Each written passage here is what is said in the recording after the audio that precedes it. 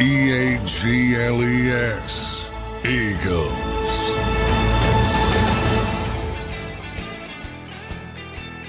Welcome in, everybody, to a Wednesday edition of Birds 365 here on JAKIB Sports. I'm your host, Zander Krause. That's my co-host, Johnny Mac, John McMullen. We are officially 1 week away from the Eagles hitting the practice field and now 6 days away from them reporting for training camp and 50 days away from the Eagles' home opener versus the Dallas Cowboys. Johnny Mac, how you doing on this Wednesday morning, brother? It's right on the brink of coming. Inside a week, yeah.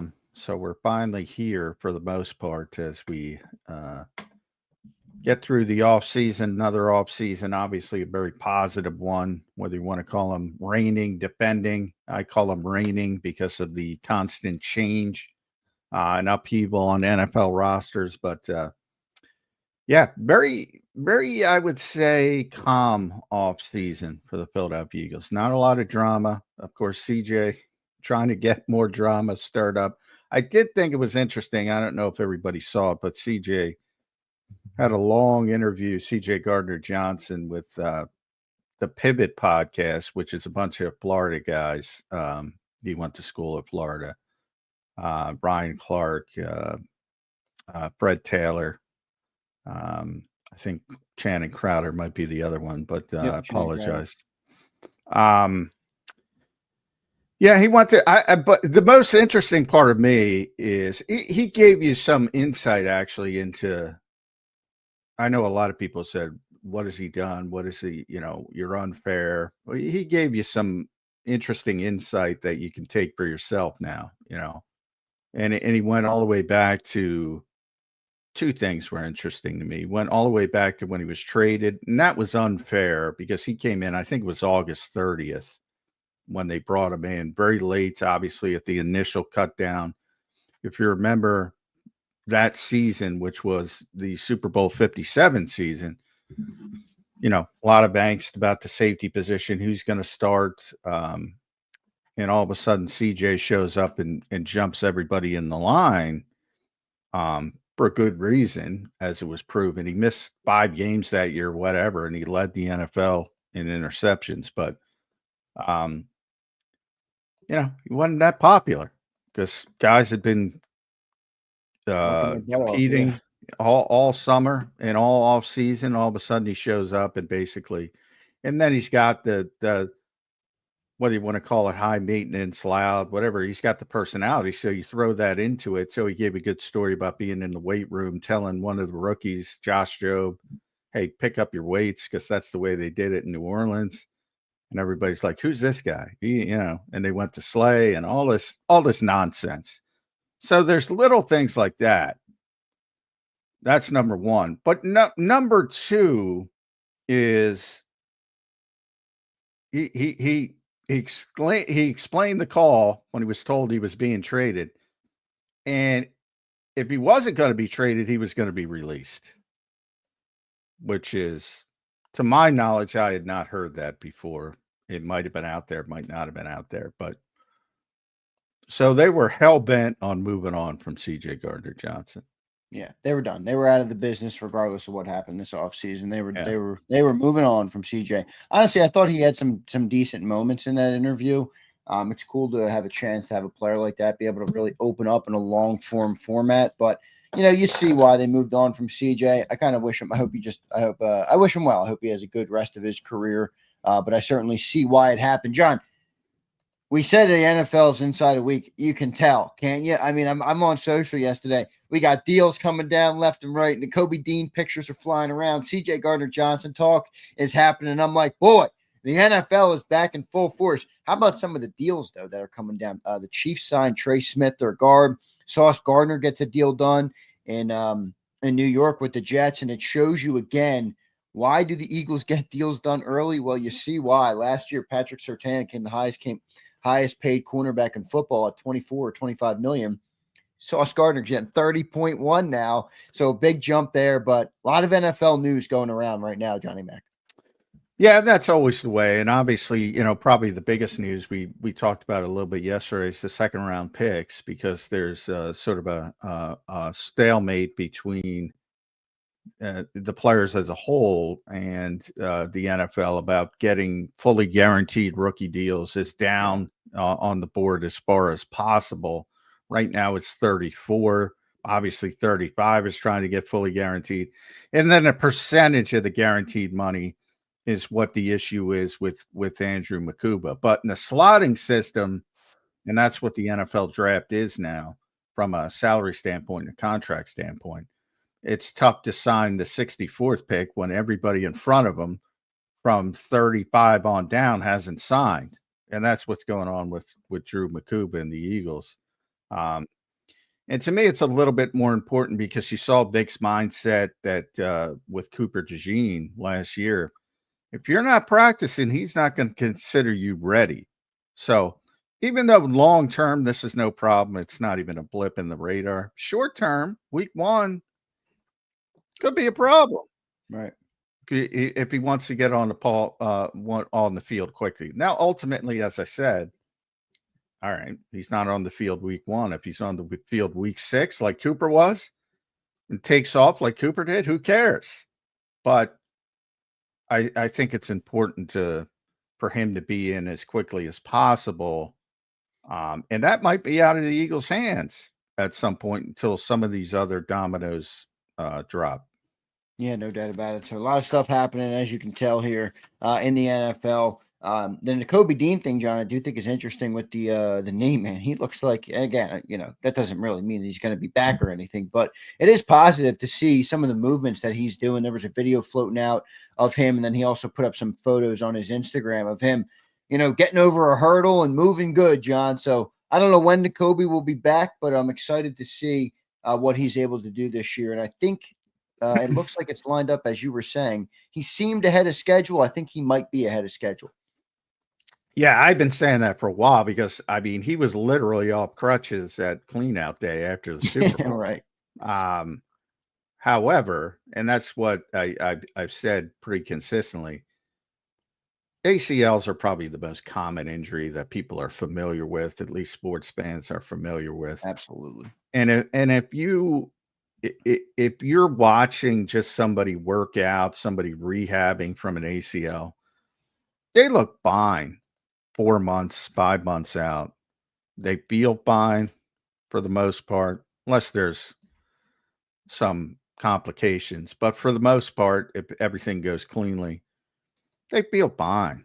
But they're not ready to play because it needs a certain amount of time to heal. Right. And that's the same thing with this injury. And I will revert everybody back to Vic Fangio's quote. It's going to be a while. So yes, he looks good. Yes, he feels good. Yes, it's been that way for a while, but that's an injury that needs a certain amount of time to heal properly. You saw it in a much less serious sense. You saw it with Brandon Graham pushing to get back to the Super Bowl. Well, he tore his triceps again in the Super Bowl because he came back and he signed a waiver and he did all, and he knew the dangers and the Eagles advised him against it, but he wanted to play and he knew what could potentially happen, and it happened. He tore it again. He felt fine. That's why I wanted to be out there.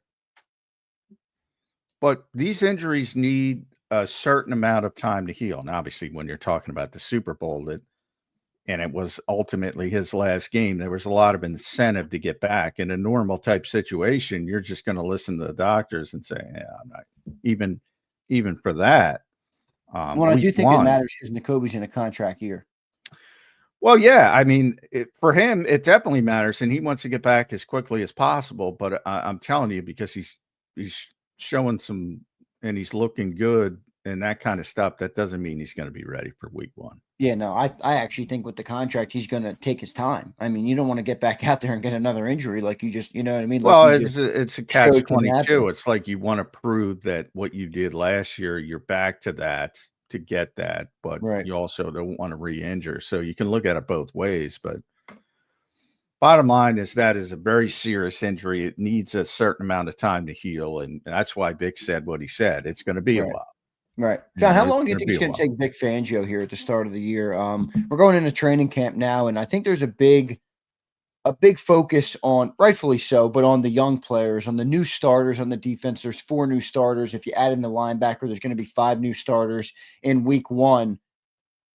And I think the bullseye on them makes sense. But how about for Vic Fangio? How long is it going to take him to figure out, okay, who do I want playing where? Who's healthy enough to play here? Do I want, Cooper still in the slot? Who do I want at safety? Is Keely Ringo holding up on the outside? Is Trotter the right move at linebacker?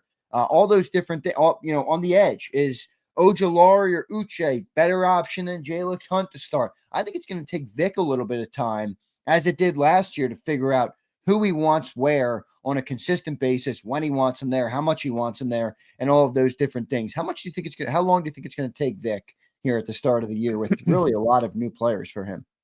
Oh, it's going to take a while. Yeah. I mean, I asked him about the safety competition, and he said that'll be a good question after about 2 preseason games and all that kind of practice. How it was shaping up. So it's going to be a while in a lot of these situations. And he's mentioned it with both Zach Bond and Cooper DeJean, where they play is really dependent on others, not them, because he's got supreme confidence in their ability. So he thinks Cooper can play slot, outside corner, safety. Right. He thinks Zach can play Mike Will, which he's already proven he can do. And it depends on the other guys and who earns the starting job wherever. The assumption is, well, if it's not Keely Ringo at outside corner, it's going to be Adoree Jackson. And that's probably a good assumption. But, let's say Sidney Brown's knocking it out of the park and Makuba gets in and looks good in nickel slot and nickel snaps and nickel practice time. Maybe they go that way, and have Cooper play outside, have Makuba play slot, have Sidney play safety. He's trying to get the best people on the field. Jihad Campbell, we're supposed to see him in August. If he wants to be him on, if he wants to get him on the field, Ober Trotter. Well, then Zach Bond's playing Mike. If it's Trotter, he might be playing Will. So it really depends on the other guys. Right. A lot of moving parts, though. A lot of moving parts for Vic to kind of figure out and put the pieces together, which isn't. I think maybe. Well, I'll there's also say about Vic, he had the number 1 defense in the NFL last year. I think everybody knows that. And we asked him, when did you know that this was going to be a pretty good defense? And he said about halfway through the season. Right. Right. That's kind of what I'm getting to. I think people come in because of that number 1 defense, John, and there's an expectation. Oh, Vic's here, and I agree. I feel great about the defense at large on the full timeline of the season, but I do think it's going to take a little bit at the start of the year with the, a couple tough games early. You got the Chiefs, you got the Cowboys early, you got the Bucks and the Rams in the first 4 weeks. So pretty good opponents in the first 4 weeks. And with the defensive movement, defensive changes, it's going to be really interesting to see how camp progresses. John, which one of those guys on defense are you most focused on seeing here at training camp coming up next week? Well, there's a bunch of guys, but if I had to pick one, I'm interested to see Ringo and his development, and if he's ready. I think it's Campbell for me, John. Well, I don't. You're not going to see him till August, most likely. So it's going to be a little. So at the start of camp, he's probably not going to be practicing. He'll do some individual stuff because he was doing that, in the spring. But Big Ten's not to lie, and he said expect him sometime in August. To me, the question is, does that mean August 1st or August 21st? Yeah, because that's a big difference. Yeah. He's just an under the radar first rounder, though. Like we drafted him back in April, and it's just been, and I get it. He's hurt and he's not ready to go yet. So, and there hasn't, as you said, it's been kind of a quiet off season for the Philadelphia Eagles coming off a Super Bowl. But it's one of those things where it's like there's a little bit of unknown there about the player where I'm curious to see, okay, he's back out there here. He's this, or this is where he is. And I think there's a lot of people who feel that way in the fan base. Well, yeah, because there's also the hybrid part of it. Can he be an Right. edge rusher? Can he, Exactly. is he just going to be a stack linebacker? So there's the hybrid part as well. Is he going to unveil new schemes? I think eventually you're going to see more A-gap sort of stuff that you're trying to fool the quarterback. Is Zach coming? Is Campbell coming? The other one dropping? Maybe both drop. Maybe both come on rare occasions. Blitzing. I was on with Jody last night on the radio, and he asked me a question about the pass rush because obviously that's a big concern with a lot of unproven aspects to it. We've talked about the importance of Nolan Smith. I still think that's where maybe it's easiest to get Jahad Campbell on the field as early as possible is in those pass rushing sub packages. So maybe that factors into it, and you add, Campbell to Uche and Ojulari conversation. A lot of ways you can go that I think people aren't thinking about. Jim Schwartz was always that way. I always remember, like, when he played Avonte Maddox for the first time at safety, like, I didn't see anybody bring that up. Like, they had a ton of injuries, and they're like, who are they going to play at safety? And all of a sudden we get to the game, it's Avonte Maddox, and we're like, oh, all right. Yeah, right. All right. Sometimes I feel like there could be some wild cards like that this year. Yeah. Vic. That there's a lot. He's got a lot of versatile players, which I think he wants, and a lot of different options. And I think he's just going to try to figure out what are his best options. But there's a lot of different ways they can go that maybe people aren't envisioning, because for many years this has been a pretty structured team on how they play. And Vic's, I think, a little bit different. He's a little bit willing to, all right, this is not going well. I'm going to try something else that's a little bit outside the box that maybe people aren't thinking about. And as you always talk about, he has the lenience to be able to do it because he's Vic Fangio. So he can do whatever he wants and nobody's going to question him. He already did it with Zach Ball. Now I know he'll do it. He'll do it again, J-Mac. And Bryce Huff, where, as I said, if you could envision Sean Desai being like, Sean Desai can't do that. Like, you sign somebody for $51 million, he's playing. And the vast majority of coaches, whether play callers, whether they're defensive coordinators or offensive coordinators, that's all of them. There are very few who can do what they want. Like, if you're paid that money, you're playing. Now, health came into it with Bryce Huff at some point, but even before he got injured, it wasn't playing him as much as expected. And there are very few people who have the cachet to do that. No doubt about it. John, you think this is a fair statement? In the first 4 games of the year, the offense is going to have to carry a little bit of extra water to give the defense their time that they need to acclimate. And if the Eagles are going to win 3 of the first 4 or 4-0 or even 2-2, the offense is going to have to play a big role in that and be the bigger reason for the wins in the defense.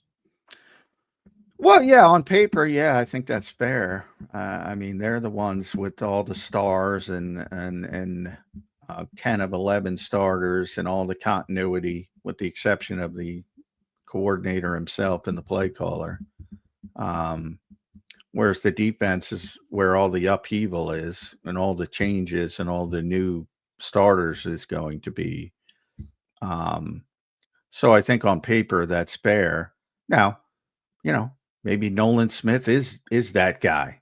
Maybe he's a 15 sack guy and he shows up and everything's fine. Maybe Trotter's like the instinctive Clemson guy that everybody thought could be a second round pick, earlier in his college career. Maybe Makuba is a perfect fit for Vic Fangio's system, and they get up to speed quicker than we all think.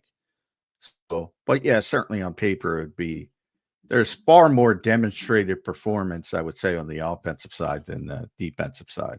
We'll see how it all plays out here at the start of the year. We are 6 days away from the Eagles reporting to camp. We're 7 days away from them on the football field. That means a week from today, we're going to be talking about the Eagles at practice or at training camp on the field with Johnny Mack. So that's going to be exciting to do here on Birds 365. Appreciate everybody for being here this morning. We got a great crowd in here already. Let's get the one super chat, and then we got Mike Gill in the green room. JD checks in. What's up, JD? He says, looking back, I think the Eagles did CJ a solid.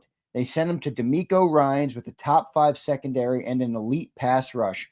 Probably going to have a big season being able to play more freely. It's actually not a bad take. Could be worse for CJ. It's funny when CJ was explaining the call he got. Not that he didn't mention Howie's name, but he He did the hey buddy though. He did the hey buddy thing. Yeah, it's like you're giving it away, CJ. Not that obvious. It shouldn't be obvious, but yeah, that's Howie's opening line to every call. Hey buddy. And it was just funny to hear CJ say it. Hey buddy, hey buddy, yeah, it's funny. You're getting cut if we can't move you. He hit him with the hey buddy, and then he hit him with the you're gone. So it's like a catch-22 for Howie. So good stuff there. We got Mike Gill in the green room. JD, thanks for the super chat, brother. Appreciate everybody for being here this morning. Hit that like button for us. We've been crushing it on viewership all through the off season, and now here we are, the season right around the corner. So hit that like button, stay locked in, and we'll keep you covered on Birds 365 all through training camp and all through preseason and all through the NFL season. So thanks for being here, everybody. Let's get to Mike Gill right now joining us on Birds 365. You can follow him at Mike Gill Show on everywhere. Subscribe to his YouTube channel at Mike Gill Show and listen to him on the radio at 97.3 ESPN down the shore and 97.5 The Fanatic in Philly on the weekends. Mike, how you doing on this Wednesday morning, brother? 1 week out from training camp. Yeah, up late with the swing off last night, but yeah, I'm glad you brought that. I was going to bring that up first, Mike. I'm glad you brought it up. Is that new? You're my baseball guy, so I've checked out on the All-Star game. I think I've had this conversation with you. I hate all All-Star games. Yeah. I don't discriminate. I think they all stink. A swing off new? What are we doing? Honestly, I don't know when they implemented it because it's the first time they've had a tie in this stage of the game, at the end of the 9th inning. So the last time they had a tie, they ended up making the game count. That only lasted for so long. And then that was even worse, which I think we've had. When it counted, it was even worse. I had no intention of watching the All-Star game. I was actually watching the Sixers game last night. Oh, God. And I looked at the TV. It was like 72-58, and there was like 10 seconds left. I said, do they have 58 points? Like, is this game over? And then I was like, all right, I'll flip over to the All-Star game and swing off. Yeah, I'm like, what are we doing? And speaking of it's funny because when they showed the video of Suarez warming up in the bullpen, and they said the National League has 2 pitchers left, Suarez and Diaz, they're going to go with Suarez. And then they took Suarez out in the middle of the inning and brought Diaz in. I'm thinking, if this game somehow gets tied, they have no pitchers left. What do? And they had a swing off, which I guess is, I don't know when they implemented that, but it was like, I thought the teams picked, like, obviously Schwarber was a good pick. Alonso was a good pick. But I don't know what the American League was picking guys that, like, aren't home run hitters. It was weird, like, who they picked. But it was, like, the players were into it. They were definitely into it, which was cool. Well, that's where I say, as an entertainment perspective, like, that's what it is. So ultimately. Well, the whole thing. Once they took the kid Mizorowski and put him in the game, it was like, all right, this is now a marketing tool. They take it for what it is. I, from a business aspect, I have no problem with it because you're just trying to draw viewers' interest. Well, like, listen, the baseball game, the Pro Bowl, they just got rid of finally. They just said that thing's a complete and utter joke.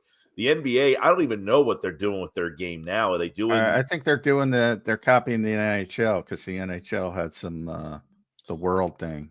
whatever they did with the NHL. Right. I think they might do the international players again, the American players. Maybe last year the hockey did the Four Nations thing. So they took off they didn't have an all-star game. They did that Four Nations thing. So baseball's is still the one that's obviously the closest to the real game.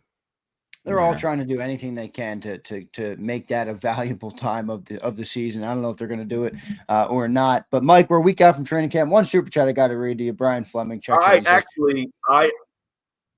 A swing off is what Mike does with the lady boy. So he goes off the rails. Come on, Jesus! Mike brought up the swing off, but yeah, it's silly. Come on, be mature. Good God, that is good remembrance that's since February that you know. Remembrance, Mike. Every time you come on the show, it's always come up with some new material because Mike's going to Prague. So come up with some new material. I'm going to Prague soon. What are they known for over there? Beer. I'll be drinking beer. That's what I'll be doing. There you go. A lot of good beer, I'm sure, over in Prague. Mike, what are you most excited to see training camp kicking off next week, brother? What's on your mind with the Eagles coming into training camp? Well, last week you asked me about the training camp question or storyline that I'm most interested in. I said Jalen Hurts' progression, and then he was like the story of the week. Somebody, God forbid, ranked him as the 9th best quarterback in the league. So it just started a firestorm of conversation. There's a lot of things I guess how the defense is going to mesh and look without the 4 or 5 guys that they lost. I mean, Oren Burks, we forget he was a big part of the team come playoff time. Isaiah Rodgers. Everybody forgets that. Yeah. Isaiah as well. Isaiah Rodgers. What happens at that cornerback spot that is now vacant by Darius Slay? We heard C.J. Gardner-Johnson running his mouth again yesterday. I think he tried to say, blah, blah, blah. But C.J.'s been a pretty good player here, and they have to replace him. Josh Sweat, who takes a lot of the bulk of those snaps. We all think it's going to be Jalix Hunt. Is Jalix Hunt really ready for the next step? Obviously, Milton Williams isn't here. What do they do into that spot? Who gets a bulk of his snaps? And quite frankly, I think the big story will be 2. Is Zach Bond a consistent all-pro level player, or did he just have this 1 year flash in the pan? And 2, is Nolan Smith ready to take that next jump to I don't want to say elite pass rusher, but like Pro Bowl level pass rusher, where he's a guy that is there every single week and he's wrecking havoc? Or is he just a guy who had a great half of a season and that playoff run? So there's so many questions on defense. I think the offense is pretty steady, but you got a new play caller. But that defensive side has a ton. We can go on for hours about every spot on defense and how not having the guy that you had next to you last year affects you this year. Mike, you've been bringing up Zach Bond. What's your confidence level? That's it. You brought him up earlier in the offseason when we were in a lull zone, and everybody was like, "Oh my God, Mike Gill's questioned 8 starters on the defense." I don't think you're off base. I mean, it's 1 year right now, Zach Bond. He's only shown 1 year. What's your confidence level in him? I'm not going to say, replicating the stats and all those things, because I don't think that's realistic, but being a great player for the middle of the defense. My confidence level that he'll be the same player, like equal numbers, that's tough. I mean, he had an unbelievable season. And keep in mind, Nakobe Dean's not playing next to him to probably start the season. So how does that affect his numbers? What does that do for him? I mean, I think he's going to be a good player. I don't think you're going to look at him and say, "Oh my God, what happened to this guy? Was he a 1 year wonder?" But we've seen plenty of times where, you get a guy who has a breakout season. You're like, whatever happened to that guy? Why, is he going to have the numbers that he had last year? I would probably take the unders on whatever his numbers are there. Doesn't mean he's going to stink. Doesn't mean he's going to be a problem. Doesn't mean he's going to be an Achilles heel for the team. But I think you can certainly wonder if he can match the season that he had a year ago. Is that fair? Yeah, that's fair. That's very fair. I've mentioned the same thing. To me, it's almost impossible to replicate the numbers that Zach Bond had last year. But can he replicate the consistency of being a big player? You brought up Jalen Hurts being ranked number 9. Jeremy Fowler's been doing that. Coaches, executive scouts, does it every year. Polled them who the best players at every position. At linebacker, it's been Fred Warner for 4 out of 5 years. And the year he wasn't, I think he was number 2. Can you get to that level of consistency? I think Zach Bond was number 3. That was Bond on that list this year? Yeah, he's number 3. So he was very high on the list. I didn't see the linebacker list. But can you get to that all-pro level consistency? All right, so I'm going to ask you guys this question regarding Bond. So I don't know if you saw, there was a Commanders blog site that said how many Commanders would start for the Eagles. Did you guys see this one? I did not. That sounds interesting. Okay. So they went position by position of how many Commanders would start if they were on the Eagles. And the linebacker spot was Frankie Louvu versus Zach Bond. And they said that was a toss-up. That's not a toss-up. Is that fair? No, that's not fair. No, that's not fair. That's not fair. I would go Bobby Wagner versus Nick. They had Wagner over the other guy, whoever the Eagles put there. And I would have Louvu over the other guy. But to me, I guess they're doing it because N'Kobe's the middle linebacker. Zach's the weak side linebacker. But N'Kobe's not healthy. N'Kobe's not going to be there. So to me, it becomes Zach's probably going to play middle linebacker. Not definitely a Trotter in Trotter's case. And how much does that affect him this year if he's got to go play a different position? Well, he played pretty good at middle linebacker when N'Kobe went down. So he did. It didn't affect. But that's short term. You're right. Over the full season. What I think it does, you have more responsibilities. So I think it limits your playmaking ability a little bit. You don't have as much freedom. So that part, I think they want him at weak side linebacker, but if he has to play middle linebacker, he'll play middle linebacker. So to me, I look at it like, all right, who's Washington's best linebacker? That's Bobby Wagner. And he's tremendous. He's going to the Hall of Fame. I believe he was number 2 on the list, by the way. So you can make an argument. A much older player. The way I kind of looked at it was, are you going with resume or one season? Because Bond probably had the best season of all the linebackers. Yeah, he did. And but Bobby might have been 3rd. If you're going to go Zach Bond 1, Fred Warner 2, Bobby Wagner might have been 3. So he's very good. I don't want to downgrade him at all. But just going off last season, I mean, Zach Bond was all right. So I'll tell you some of the other interesting toss-ups here. All right. Deebo Samuel versus Devontae Smith. Wow. Not even close. Yeah. Not even close. Eagles by a million miles. All right. Well, they don't agree with you. Of course they don't. Big name. Big name trap. Larry Tunsil versus Jordan Mailata. Oh, my gosh. That's a lot closer than people think. Larry Tunsil is a very good player. In fact, you guys think Tunsil's on the other side of his prime or no? The way they rationalized it was Tunsil's a better pass blocker, Mailata's a better run blocker, and because the league is 60-40 pass, they went with Tunsil. You can make the argument. I mean, I'm biased. I think Jordan is phenomenal. I think he's the best left tackle in football. Now you had Brandon Thorne, who's a big time offensive line guru person online, friends with Lane Johnson. So he's not like against the Eagles. He just did his rank. He had Tunsil ahead of Mailata, which I thought was bullshit. But you can make the argument. Okay. It's a little closer than I thought then. Yeah. He's a very good. I thought he had a down year last year, which is why Houston decided to move on from him. But he's very good. And quite frankly, their line, I think it's one of the reasons why Washington has improved, just because you watch that NFC Championship game, they couldn't block.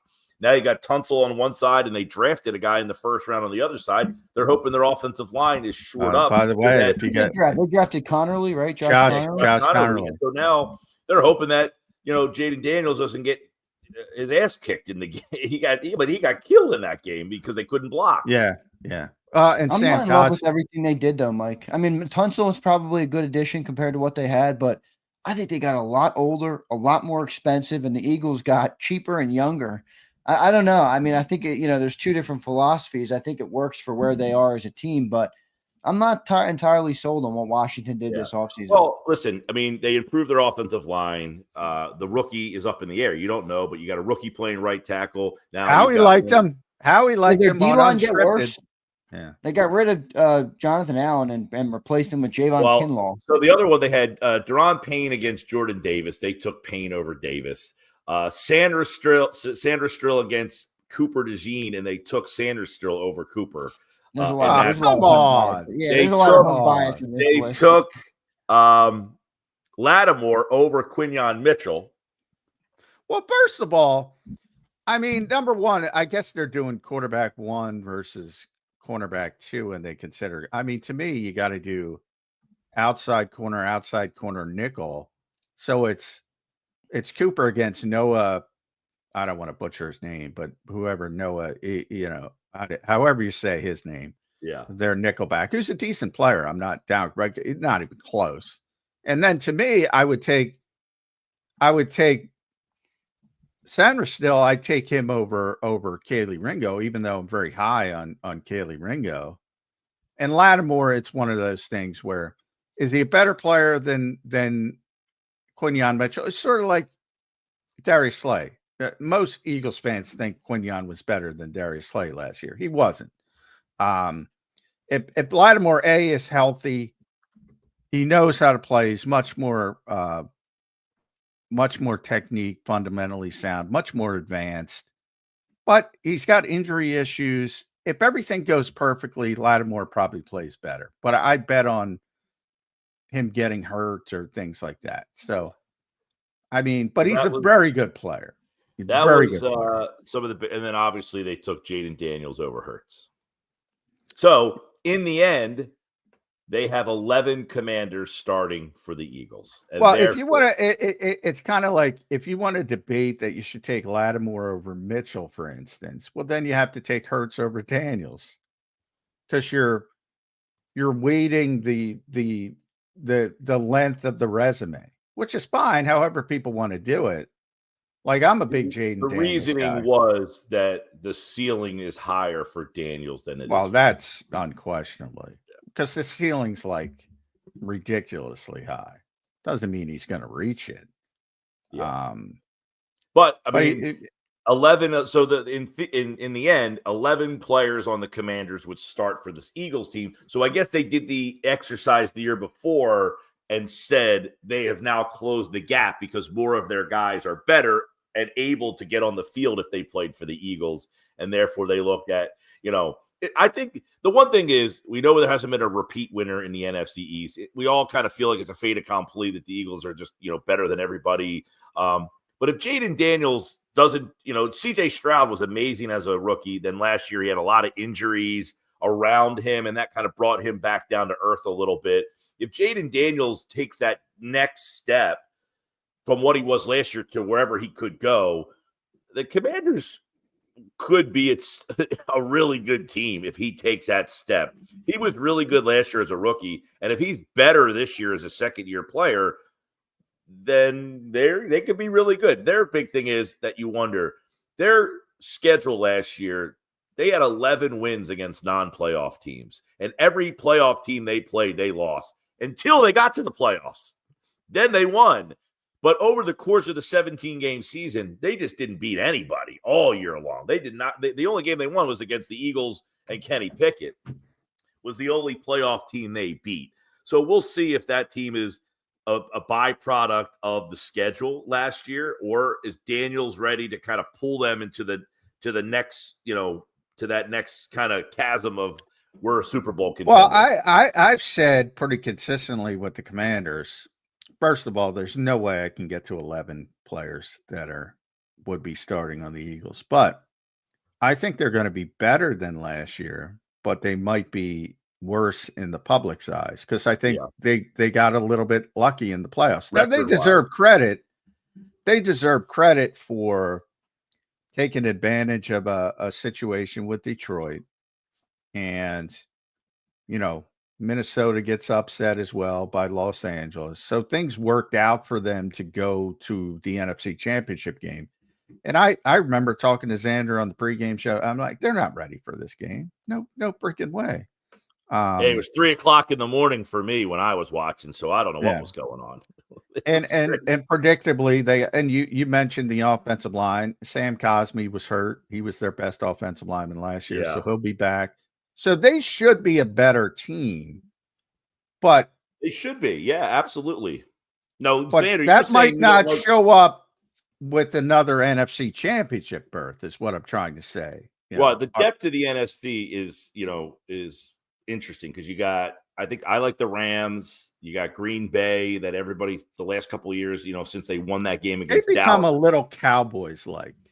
Yeah, that was going to say. Now that everybody, because they beat the Cowboys a couple of years ago in the playoff game, and then they hung in there with San Francisco that year. So they've kind of been on everybody's like, hey, they're a contender. So you got the Rams, you got the Packers, you've got the Lions. Now the Lions are going to be interesting because they still have very good talent, but they changed their entire coaching staff, and then they lost the center, Ragnow. I think that's a huge thing for them. Minnesota changed quarterbacks. You're now going with a rookie from a team that won 14 games. Is San Francisco back in the mix? Can one of those Seattles or Arizonas jump into the mix? I think people are going to keep an eye on the Bears to see if they can take that jump now that they have an offensive-minded coach paired with the quarterback. You've got Tampa Bay, who always seems to be disrespected. That core group of guys has been together for a couple of years now, so they've got that. And I like that guy they drafted too, Emeka Egbuka, receiver. Yep. They've got Baker Mayfield's is now with this group with Evans and Godwin, and they've got Bucky Irving, so they've got a nice little core that's been playing together for a couple of years now. And then I hate to tell you, but I think Dallas is one of these teams that everyone's just kind of saying they sucked last year. They had a ton of injuries. Now, if Dak Prescott gets hurt again, but they were a disaster when Dak got hurt. They kind of steadied the ship after about 4 weeks and kind of like cruised into the end. Mike, my biggest question with Dallas is, and I've said all offseason I like him. I think they're going to be second in the NFC East. I think the Commanders take a step back. Not many agree with me on that, but they sucked with Dak last year. They did. He was not playing well. He didn't play good last year at all. I do think Eagles fans that think they're not going to be better than even a bad. Oh no, I do. Obviously, I think they are. Yeah, better than Cooper Rush. So Cooper Rush, they were terrible when Rush started things off, and then he but they had so many injuries on defense. I mean, they were a disaster on defense. And then when they started to get healthy, they kind of I think they finished the season. What did they finish? Like 8-9 last year, 7-10. Which you're like 7-10 sucks, but that team was completely dismantled by injuries on the defensive side of the ball. They had no running game to speak of. Now you might say Miles Sanders and the kid from Dallas Denver Javonte Williams, they still don't have much of a run game. Pickens is a wild card. What does he add to that defense? I think Dallas is better than the team that they were a year ago. I don't know if they're in that Super Bowl mix, but I think the NFC is pretty full with teams that are all going to be in the mix for playoff conversation. The Giants, I think the Giants defense is actually going to be a pain in your ass when you play them. That front is impressive from the New York Giants. And Neighbors is a player. Their offensive line there's no hit on Malik Neighbors. He should be a player. Yeah, exactly. And now they at least have a competent veteran quarterback as opposed to, you can't play with DeVito and whatever the hell they've had the last couple of years there and expect you're going to win football games in the NFL. Even if Russell Wilson isn't the same guy, him and Neighbors, you should at least, their defense should keep them in the game. If they're going to win games, it's 17-14, it's that kind of game. But when you play them now, you're going to have to find ways to score against that defense. Yeah, I'm with you. They're finally heading in the right direction. But I do think you mentioned some of the teams, and you're right on all of them. I'm most high on bounce back San Francisco, because they have the last place schedule, just as you're talking about how difficult it is to repeat in the NFC East. I still look at the NFC East as a clear indication of, and it's been this way for a while. You got the haves, Eagles and Commanders now, and the have-nots. Now, Cowboys and Giants are now the have-nots. They're getting better, both of them, but I don't think both of those teams are relevant to being, in the case of the Giants, even a playoff team. Everything goes right, the Cowboys might be the last wild card team. That's, I think, their upside. Yeah, and the only other team I think that you can put into the conversation, I know people like Carolina. That's been like a fun hot team in the recent couple days here because they played pretty well down the stretch. And what about New Orleans and Kellen Moore and Tyler Shuck? I would think they are in contention for Archie Manning more so than a playoff berth, but they should get Archie Manning. Yeah, would be but the it'll Falcons. Be Archie. They should get Archie. Might be better. Yeah. Archie might be better. I would think the Falcons would be that other team with if Penix is a real legit first round level quarterback with Drake London and Bijan Robinson and of course the tight end that everybody thought the Eagles were going to get involved with a couple of years ago. Great Kyle Pitts, yeah. Philly Kyle Pitts, yep. But they've got offensive line problems, but if Michael Penix can kind of cover some of those things up, we'll see. So that would be another team. So I think there's literally that's the NFL, man. I say all the time, everybody's got good players. You can especially this time of the year into things. This time of the year, yourself into things. Yeah, this time of the year, you're like, they have a shot if this happens. Like, team are you really looking at? The question came up. We do a mailbag on Mondays with Jeff Mosher. It's a Mosher Monday, so the listeners text questions in, and the topic was NFC. So you had to ask a question based on the NFC. And one of the questions was, which NFC team would be in play for Arch Manning? So we opened it up to the whole league because we really said the Saints and the Giants in the NFC would be the two worst teams. And that's it. Like in the AFC, how many teams, like you're like, who's that bad that would be in play for the number one overall pick? And this is the time of the year you're like, well, I could see like the Jets maybe, but what if Fields actually hits his potential and they just got Garrett Wilson? And like, there's no team. If I was to ask everybody watching right now and you type in the chat, who's definitively the worst team in the league? I don't know that answer stands out. I think we'll get, if people are typing in, I think you get 10 different answers. Yeah, you get a lot of different answers. I think New Orleans is in that conversation. I said New Orleans was my pick. I said the Saints because they have the worst quarterback situation right now. Yeah. And they have some damn good players, but if you don't have a quarterback, and I mean, they don't have a quarterback at all, at least, one of the things I think that the team with the biggest swing potential is Minnesota. Like they could be great because of their roster if JJ McCarthy hits, but if he stinks, you can't win games with a quarterback that stinks. Maybe they can do 8. They're so talented. Maybe they can get 8, 9, somewhere like that. Well, their problems in the past have been offensive line related. They've gotten better on the offensive line. Like recently, they have a top 5 offensive line, at least projected wise. We talked about on the Phillies trying to make a trade to improve the bullpen, and I said the bullpen is like an offensive line. It's an area where you like it's not sexy, it's boring to add, but you could have star pitchers, number one, Wheelers and Suarez and Sanchez, like Jefferson and like the skill players, Dalvin Cook when they had him.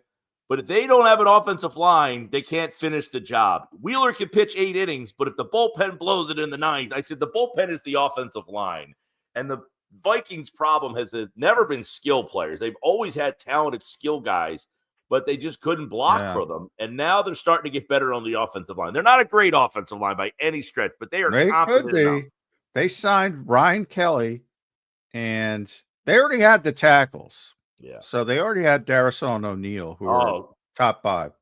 They signed Ryan Kelly. The Titans is a good one, by the way. Whoever's typing the Titans in, that's a good one. They signed Will Fries, the Penn State kid, and they drafted a first-round pick to play left guard. So it depends. Donovan, I know the Eagles liked him a lot, but they got a lot of talent, man. But can the quarterback play? Titans are a good one. For Titans the similar are good reason. They did just draft Cam Ward, so it's like, will they draft?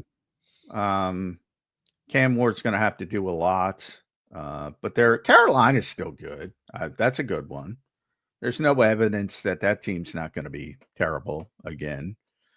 But yeah, I mean, everybody's got good players in this league. Everybody. And that's the thing about the NFL. That's why you have these upsets. But somebody's got to go 3-14. Yeah, and somebody will. Yeah. And it usually has to do with either the quarterback position or the offensive line, as Mike said. If you can't block people, you can't play offense. And that would point to the Saints. Their offensive line is, I mean, their quarterback situation is wretched. I know a lot of people are typing in the Browns as the team. Browns are a good pick. Browns are a good pick. The Browns are interesting because they did have a really good defense 2 years ago. Their team was seemingly coming together, and then the whole thing just kind of imploded in their faces because of the Deshaun Watson Mets. It wasn't that the team sucked. It was Watson was so bad. Yeah. Now they've got 4 quarterbacks to choose from. None of them are all that intriguing. I mean, I guess Kenny Pickett, baby. Yeah. You got Pickett and Sanders and Flacco. Like, if they just go to Flacco, does that say that they think they have a shot to compete? It means Kevin Stefanski feels he has to win games. Fair. Which is, you know, they probably shouldn't be playing that way. I think Pickett's going to start week 1. I believe that. I don't have any. He seems like the one that no one's talking about. Yeah. Yeah, I feel like John might be right, who's too. the 4th guy? They have Sanders, Pickett. Tillian Gabriel. And Oregon kid. Yeah. And obviously Shador. So and Deshaun, they actually have 5 quarterbacks. Going to be the guy there. I think he's going to be the week 1 guy. You know, maybe not week 3, but I think you guys think Shador's got no shot there, or what? To start week 1, no shot. No, not week 1. I just mean, you know, as a serious long-term. I mean, I honestly, I was not a big fan. Yeah, I'm not a big fan. I thought he was just good, not great. I mean, they're playing Big 12 defenses, which are terrible. I'm not saying the kid can't play, but he just doesn't have, like, you know, but it's like, is he going to get a shot because of who he is? And then once he gets, is he one of those guys that just needs to get on the field and then he shuts everybody up? I just don't think he's got the NFL top level talent to be a week in and week out starter. And that talks about the impact of the position, because, you know, we talk about Cleveland and everybody, and rightfully so, is talking about them in the number 1 pick conversation. And they have, you know, David Njoku and Joe Bitonio and Wyatt Teller and Jack Conklin and Myles Garrett, who might be the best player in the world. Yeah. And Denzel Ward and Grant Delpit. How many good freaking players? That's a team that they ever figure out the quarterback position. That's what we're talking about. I said they had 2 years ago, they made the playoff. They had this great defense, and they were like, geez, this defense is really good. And then they, you know, the Watson situation was just a complete disaster for them. It's been a total disaster, but it brought the whole team down because even their defense started to slip last year. Yeah. It was like the Jets. The Jets have this great defense, and then last year you're like, this defense stinks. What's going on here? I mean, but they have a ton of high talent on that team. It's such a complimentary game. We were talking about the Hurts stuff because of the number 9, and I'm like, Jalen Hurts had a better season in 2023, better individual season. He was asked to do more. He made plays. He kept them in games. They started 10-1. Then you had the collapse, blah, blah, blah. Everybody knows what happened. They had the worst defense in football by the end of the season. It was pathetic. No heart at all. Completely quit. And people don't think that doesn't have an impact on the offense. Whereas this year, what is the difference between the 2023 Eagles and the 2024 Eagles? Worst ranked passing defense versus best ranked passing defense. Best ranked overall defense. Went to the Super Bowl. Won the Super Bowl where they didn't allow Kansas City to pass midfield until the 9th drive. It was a fucking defense. Zander, you see what happens? You ask me one question and see where it takes us. Yeah. It takes us all over the map, Mike Gill. That's why we love you. Yeah. Well, it started off Complimentary with, football. Yeah. what's that? Complimentary football. Yeah, well, and interestingly enough, the Eagles aren't seemingly in this discussion of all these teams that are chasing you because they're all chasing the Eagles. But I think one of the things to go back to your question is, how is this team now going to gel with the loss of all the guys that they had on the defensive side of the ball? Because ultimately, by the end of the year, they gelled on the defensive side of the ball so well that they just they basically overwhelmed Kansas City, Washington, and at the end of that game, the Rams. I mean, Jalen Carter coming up the middle and smacking Stafford in the face wins that game for you. And then from there, so from that moment on, the defense just really overtook those two teams to win that Super Bowl. Will this defense be able to get to that level? I think it's the story of the whole season for them, because by the end of the year, everybody's talked about Brown and Smith and Barkley's 2,000 yards, and of course the offensive line. The offense is what it is. You have a very similar offense, so you should be very on par with where you were offensively. But by the end of the year, you won that Super Bowl complimentary because your defense got to the level of your offense, and that took the year. It took the year to get to that point. Can this team get to that point defensively? That's the story that starts on Wednesday. Yeah, no doubt about it. It's going to be interesting to see, man. We'll see how it all plays out. Mike, thanks for doing it today, brother. We appreciate it. Make sure you guys follow Mike at Mike Gill Show. Subscribe to his YouTube channel at Mike Gill Show and listen to him on the radio, 97.3 ESPN and 97.5 The Fanatic in Philly. Mike, well done as always, brother. I got one super chat to read. Brian Fleming followed up and he said, I'll be in Prague early August, Mike. I'll buy you some Kaprova dill soup, stews with bread dumplings, and Langos cheesy fried dough. I don't know what the hell any of that is, but it sounds good, Mike. Take them up on the offer.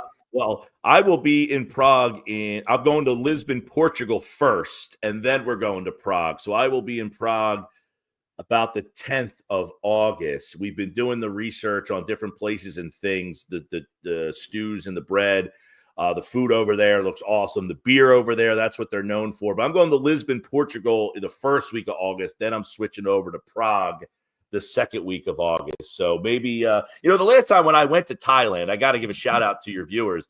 I had multiple viewers emailing me what to do to watch the Eagles games when I was in Thailand, how to do it, where to find them, all this stuff. We have a lot of military people that lived in the States, then moved to Thailand. And I had multiple people reach out to me who watch me on here, give me like insight on what to do for the game. So if anybody knows anything about Prague or Portugal, I'll be in Lisbon. I'll be in Prague.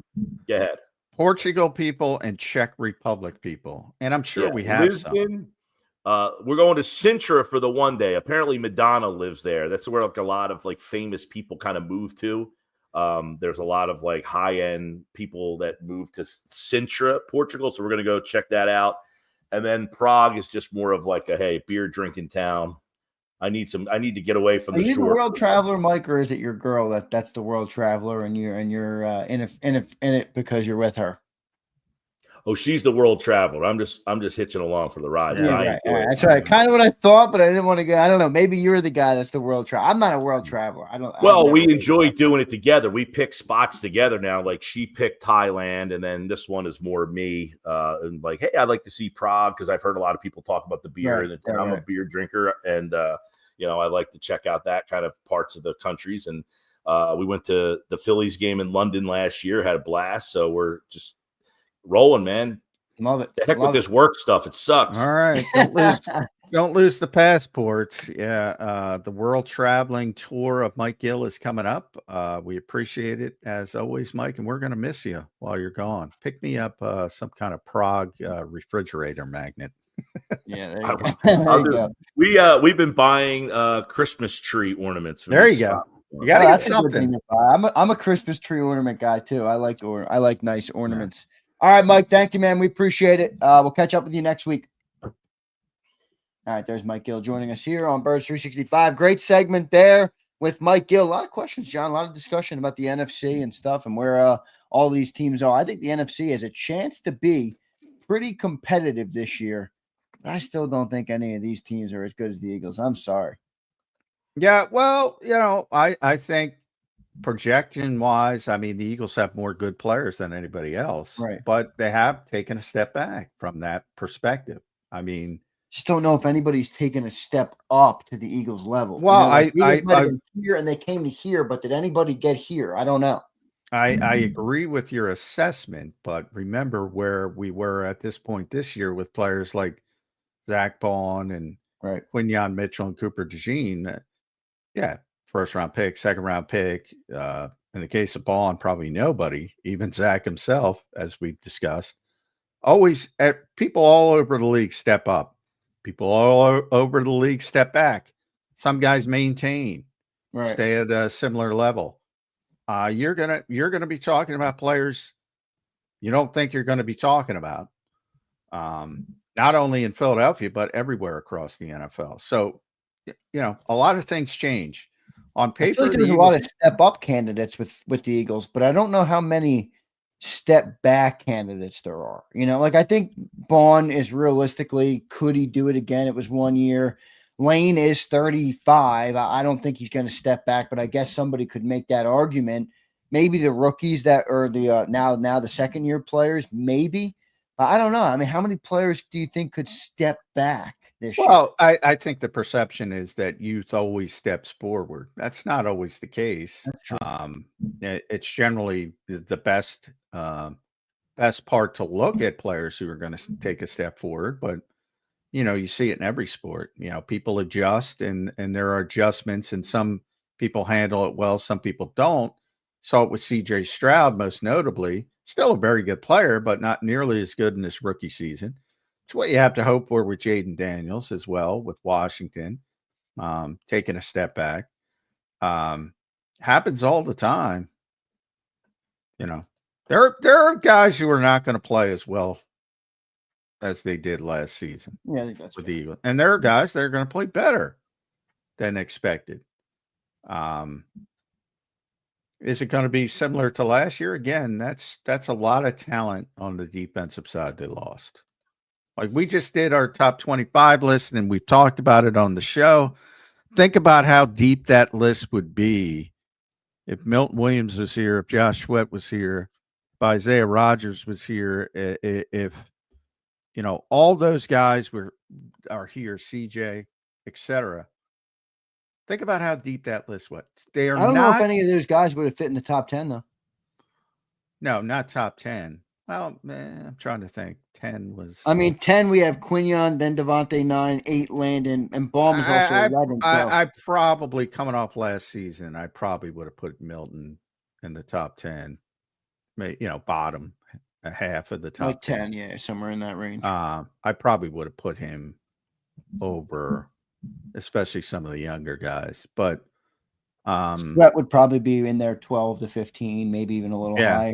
But they would all be in the like I said, from 1 to 17 before the drop off was really good players. That drop off would have been 23, 24, which is crazy. Which is crazy. So all I'm trying to say is, are they talented? Yes. Are they as talented as they were? No. That's just being realistic. Now, yeah, I don't think I would have had Milton be better. Maybe, Adoree Jackson's a veteran player. Maybe he's even better if he's forced to play than and he's been a good player for years, whether he got the credit for it or not. But maybe he's better than Isaiah Rodgers. Maybe Trotter's better than Oren Burks. I don't know if we could have had Milton top 10. I mean, think about it. We had Baum 11 and Quinyon 10. So if let's just say for the sake I didn't have Baum 11. All right, so Baum in the top 10. Personally, I would have had him in my top 10. Yeah, well, I would have too, but I'm trying to think if Milton would have made top 10. I don't think he would have. I mean, who would he have been over? Devontae? No. Landon? Well, that depends on Ed. We got to get Ed. I mean, where would Ed? Well, if me and you did it, I don't think he would have made ours. Yeah. I don't even know if I could put him above Cam Jurgens or Dallas Goedert. I'd put him above Nolan Smith. Yeah, coming off last season, I would have had him ahead of Cam and who else did you say there? Dallas. Cam I would have had him. I would have had him ahead of Dallas coming off last season. All right, very good player. Right behind there, but that's the thing about Eagles fans. I'm not killing you, but you guys forget people quickly. Like you turn the page on people quickly. I'm not going to turn the page and say, well, that's not that big of a deal. Milt Williams was great last year. CJ was great last year. That doesn't, because they're gone, that doesn't mean they weren't great last year. No, I'm not saying they weren't great. I'm just kind of looking at the depth of the team and being like, well, I don't know if, I mean, I think the Eagles were But my right. overriding point is Line they're kinda not where I'm as going with it. they're not as deep as last year's team. No, they're not. Way. But you know this though. I mean, bringing everybody back would also not have been the right solution either. Well, it's not possible. It's not even if it was possible, I don't think it would have been the right solution. Well, it depends on. I mean, I don't think bringing the team back guarantees you're the same team. If money is no object, and that the business part of it didn't exist, Milton would be here, Josh would be here. The only one who wouldn't be here is CJ, and probably has nothing to do with football. Maybe Slay too, just because of the age, getting younger at that position. You can make the argument because you have to see what Ringo has before you decide if you want to move forward with him. But again, if none of the business part of it comes into it, and that to me is business, he's here. Coming off last season, like if none of that mattered, I just think I mean he did miss some time last year, which I'm not knocking him for, but he's an older player. He's obviously on the other side of his prime. I think, and with the 2 draft picks that they had in the secondary, I could have seen them, even with money not being an issue, moving on from Slay to get younger. And as you point out, shit or get off the pot with Keely Ringo. Well, I'm saying getting younger, that's business of football, which I get. And it's hard to divorce from all of it. Yeah, right. That's but true. All of that is the business of football, not football. I'm saying from a pure football perspective, Darius Slay is your best option. Yeah, over Ringo. Agreed. That's all I'm trying to say. All the other stuff I agree with. I would have went younger. I got to see if Ringo could play if I want to move forward. I agree with their assessment to move on, but that's the business side. And that's the difficulty in building a great roster. But if people are just asking me, do they have a better roster or similar? They're not as good. They're not as deep. They're better than most teams, arguably better than all teams from a depth and talent standpoint. But they're not as deep as they were on February 8th or 9th or whenever the Super Bowl was. Yeah, February 9th, no doubt. Bud Scroggins checks in. He says, are we concerned Makuba is still unsigned? Well, it depends. I'm not concerned. Again, long term, who cares? He'll be here. It's just a matter of the league working itself out with how far they're going to go with the guaranteed money. So long term, short term, if you're hyper focused on getting him on the field week 1, yeah, he's got to get in as soon as possible. But I don't think that's that. Does that change what they do though, John? Like in the last 5 weeks, right, when the Eagles have been off, does that change how Makuba handles his regimen because he doesn't have the contract signed yet? You don't want to get hurt. Like, I don't know. There's a lot of different things that are in the air that I think when you have an unsigned contract could slow the player down, even if he's not at practice or they're not at camp yet. Yeah. I mean, I would might say be wrong. I might have no idea what I'm talking about. It might. I would say it depends on the individual, but most 22-year-olds are just going to go about their lives. They're not going to be worried about it. They think they're indestructible. I know, but I mean, I would want my contract signed. Well, everybody wants their contract signed, but you also want to get as much, guaranteed money as possible. So you have to wait, and his agency would be doing him a disservice if they just said, all right, this is what the 64th pick got last year. And I don't know exactly, but say it was 60% guaranteed. And you say, we'll take 61% guaranteed.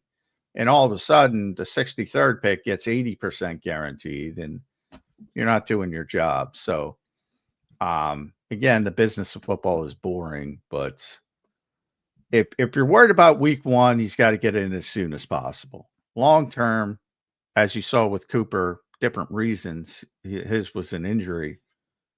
Who cares if it starts a little bit later, if he ends up being a good player, is how I would describe it. That's fair. Prince Swayze checking in. He says, according to this list, the Eagles are not loaded, so I don't want to hear that discussion anymore. No more the Eagles are loaded talk. I think he's talking about Mike about the roster comparison with the Commanders. Well, yeah, they're the Commander. I mean, that's Commanders people. It's one. The Commanders are better than most Eagles fans think, I would say, and they're not as good as the Eagles and talented as the Eagles, nor could you find 11 players on the Commanders that could start on the Eagles. All right, well, this is my question too. All right. You and Mike were both pretty adamant, and I'm not saying you're wrong. I mean, I think the numbers and the data probably speak for itself, but we're pretty adamant that Laramie Tunsil is a very good player. He is. He's obviously had a good career. Why the heck did the Texans get rid of him? Like, who gets rid of really good? If somebody's in the conversation with Jordan Mailata, why on God's green earth would you get rid of him? That to me is the red flag in that situation. Why are the Texans getting rid of this guy? If he's close to Mailata. It's a good question. It's one of those things where I think their offensive line was like an abject disaster. And and I don't know. I'm just guessing from, I don't cover the Texans. My assumption is because they had a lot of upheaval on their, they might have overturned their entire offensive line. So you talk about how much money Tunsil makes, and you're trying to rebuild an entire offensive line. How do you do it? You know, you're trying to get, again, the business part. You're trying to get younger. He's 30, blah, blah, blah. So he's whatever, 5-time Pro Bowl, whatever, makes a shitload of money. And you're trying to rebuild the whole thing, and you're trying to get younger. And maybe they made the wrong decision. Maybe they made the right decision. I don't know. But I do know he's a good player. Yeah. And I do know he's a heck of a lot better than what Washington had at that particular position. So if you're going about it that way, did Washington get better? Yes. Is he better than Jordan Mailata? I think Jordan Mailata is the best left tackle in football. So I'm not saying he's one of those guys, but what I am saying is he makes the Washington Commanders better from what they were. So I think both things can be true. Interesting. We'll see how it all plays out. Prince, thanks for the super chat, brother. Appreciate everybody for being here today. Hit that like button for us. We're going to take a quick commercial break. We got Brandon Lee Gowton coming up next here on Birds 365. Appreciate all you guys being here. 6 days out from the Eagles reporting, 7 days out from them hitting the football field, and 50 days out from belt to ass on the Dallas Cowboys. Let's see how it all plays out. Appreciate you guys being here. We'll be right back in 3 minutes on Birds 365. Welcome to the Jet Setters and the High Rollers, to the Shot Takers and the Tastemakers. Welcome to the Viewfinders, the Thrill Seekers, and the Night Owls. Welcome to everything you could possibly want on one 5-mile island. Welcome to the Wildwoods. Book your stay today. The following is a real testimonial from the father of a young injured victim. I didn't think she was going to make it. Major Perry's daughter was the victim of a horrific accident caused by someone else's negligence. If you don't find the right counselor, law firm that you're looking for, you will get lost in the wilderness. Badly injured? Call the Fritz and Bianculli Law Firm at 215-458-2222 and find out why they say, "We got this." In our hometown, we all look out for each other. We go the extra mile to lend a helping hand. Thank you. We step up to keep our communities going strong. And at Independence Blue Cross, we're here to keep you going strong. We've been deeply rooted in our communities for more than 85 years. And that connection to members has earned us our spot as the #1 health insurer in the region. So while you look out for your neighbors, know IBX is always looking out for you. Your financial future is on the line. Are you ready for what's next? At Leone & Company Wealth Management, we help young professionals, business owners, and pre-retirees navigate the complexities of building and protecting wealth. For young professionals, we'll help you grow your wealth, plan for your future, and make the most of your hard-earned dollars. For business owners, we provide strategies to protect your company, manage risks, and create a lasting legacy for both your business and personal wealth. For pre-retirees, we'll design a plan to secure your retirement, ensuring you can live comfortably and confidently in your next chapter. Whether you're just starting out, managing a thriving business, or preparing for retirement, we're here to help you take control of your financial future. The first consultation is on us. Get the advice you need without the cost. Let's make your financial vision a reality. Take the next step. Scan the QR code to schedule your free consultation today. And of course, go Birds.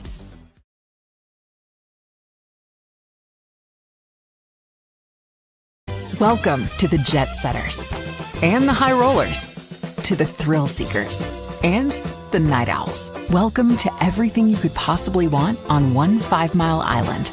Welcome to the Wildwoods. Book your stay today. EAGLES,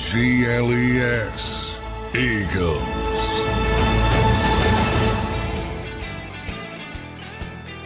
Back in, everybody, to a Wednesday edition of Birds 365 here as we're wrapping up the off season. This is kind of the last week of the off season, I'd say. Is that, well, not really. I mean, but you got the seasons, the training camp starting, but it feels like the last week of the real off season for me, getting back into the swing of things. Johnny Mac, we're under a week out now from the fun beginning for the 2025 season, the new iteration of the Philadelphia Eagles. Johnny Mac getting ready to kick off this year.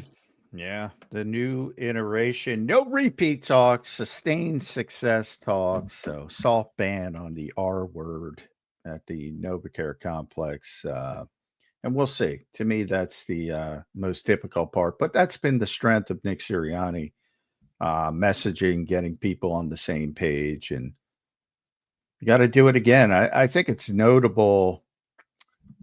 You know, Scotty Scheffler was talking yesterday about being the number one golfer in the world and how unfulfilling it is. It was very reminiscent of me to AJ Brown's discussions about winning the Super Bowl, some other guys as well.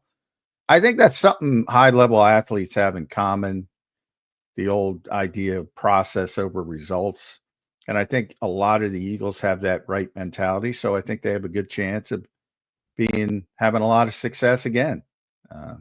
And I think part of that is what Nick Sirianni is able to tap into.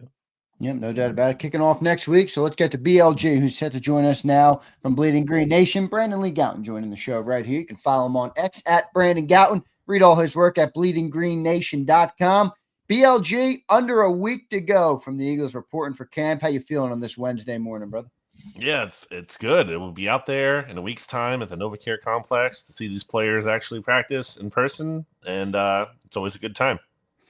Yeah, it's exciting to get started again. And it's been I would say overall, a very calm off season, BLG. Would you agree with that? Other than CJ popping up every once in a while, as he did again yesterday. I thought it was interesting, his description. You know, he didn't say Howie. We all know it's Howie, he's explaining the phone call, and he says, "Hey, buddy." that's Howie right away. So he gave that away. But I thought it was interesting that CJ confirmed, hey, man, if they couldn't trade him, they were going to cut him. Other than that, boy, really quiet off season, which is rare.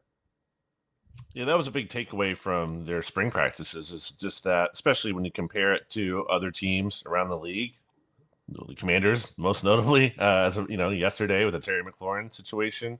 Yeah. There's no drama here. It's a drama-free operation. And obviously, too, the offseason felt really short because when you win the Super Bowl, things get pushed back. So, it's a drama-free environment right now. I think it's really an environment that you kind of almost like couldn't be happier with if you're an Eagles fan, coming out of winning the Super Bowl. And there's a lot of, credit and praise for a lot of the players on the Eagles, but obviously you have the Jalen Hurts discourse too. And I think that only really, regardless of what you think, I only think that helps him in terms of how he feels about things and how he might feel slighted and how that might motivate him. Yeah, I agree. He's a chip on the shoulder guy. I think it just helps Jalen Hurts. I don't know if they put him number one. I think that might hinder him I don't know how he'd handle that. And it's sort of like, to use the Eagles as a whole, to use Nick's messaging as a whole, like everybody not knows how to handle, but everybody knows they're going to have to handle adversity. Handling success is a little bit different.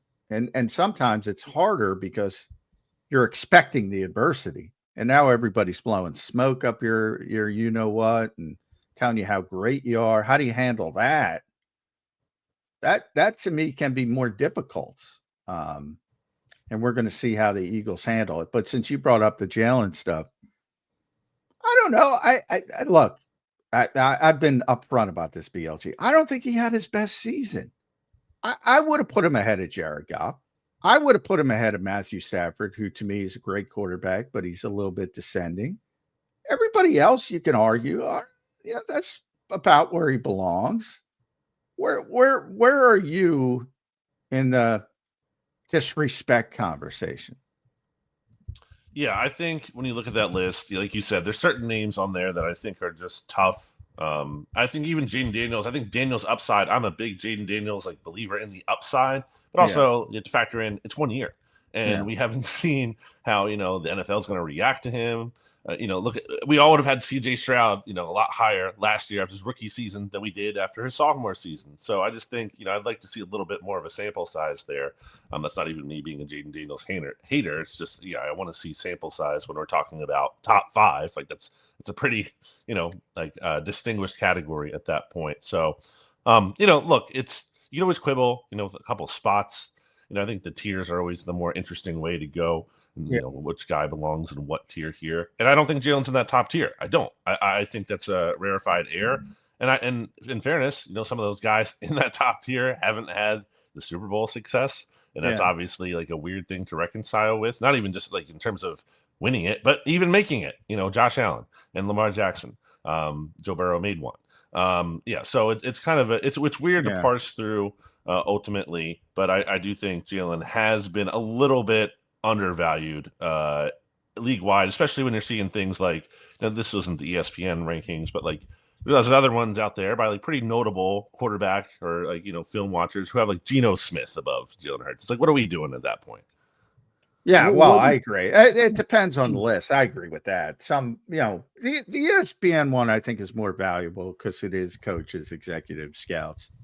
So it's a little bit more valuable, but to the point of, and I know a lot of Eagles fans think the league is jealous or they disrespect the Eagles or whatever. But I mean, Lane and Jordan are top 5. Zach Baldwin was number 3. Landon was top 5. Dallas was top. That's what they think. And I want to throw this. This is a part that I think most people don't get. And I want to throw it at you, BLG, and see what you think about it. Most of the league, so especially with coaches and execs, most of the league doesn't want to play the way the Eagles play. So by nature, they're probably more going to lean towards a different style of quarterback, a higher volume style, whatever description you want to use. Nobody wants to spend 5 years to build this offensive line and go out and find the guy who can rush for 2,500 yards. Good luck copying that. So you're trying to get Joe Burrow. And I think most of them are going under their philosophy of what they want in a quarterback, which is different for the Eagles. Because if you tell me, I'd rather have Jalen Hurts for the Eagles than Justin Herbert for the Eagles. But the other 31 teams, I'd probably have more taken Justin Herbert's a better fit. Does that make sense? Did I make sense at all? Well, I think that kind of goes into what people often say about Jalen and that he's, the right quarterback for this team. Like, I think that's a big, point. Which I think is fair. Yeah. Sure. But then, I think it's kind of unfair from the standpoint of like, for people to just be like, well, if you put this player, in the Eagles situation, he would do this. I mean, maybe, but you don't know that. That's not reality. Like we don't know that. For sure. You can't. You can think about it. You can wonder, but that's not the reality of. It's not the framework we're discussing it in. So, I think that's also where it kind of gets, it's almost like people are getting credit for that. It's like for getting credit for something they didn't do, but you're just projecting them to do. Yeah, right. BLJ, what do you think it's going to look like this year for Jalen? I think 4 years starting. I think it's fair to say each year looked a little different, right? He's been asked to be a different quarterback each different year. Maybe that's one of the reasons he's not in the top of the list on for some of these people is that, they had running game last year. They had Saquon. They had the defense. What do you think it looks like for Jalen Hurts this year? How does it change from what it was last year? He's probably going to have to throw the ball more. Just, looking back at his first 3 seasons here, he had 432 attempts in his second season. He had 460 in 2022. He had 538. It's probably too many in 2023. He had 361 last year. That's like a big drop off from those previous seasons. So he's probably going to be more so in the 400 range somewhere this season after being at 361 last year in the regular season. So we've all talked about that. We know that Saquon Barkley, I'm not one to doubt that guy. If anyone might be able to do something crazy, I'm not going to rule it out. But just from a standpoint of he's unlikely going to be able to carry the same kind of workload that he did last year. And then you have these really good wide receivers who, John, you talked about, the Eagles want to play a certain way, or at least last year. I think, big picture, we all know Jeffrey Lurie is a fan of passing the ball and has pretty much said that. He's also a fan of winning. So I'm not going to say you're not going to just do it to do it. If it turns out that you try to do it again and it's not effective and you can still run the ball, you're going to lean into what works. But at some point, they're probably going to have to try to pass the ball significantly more than they did last year.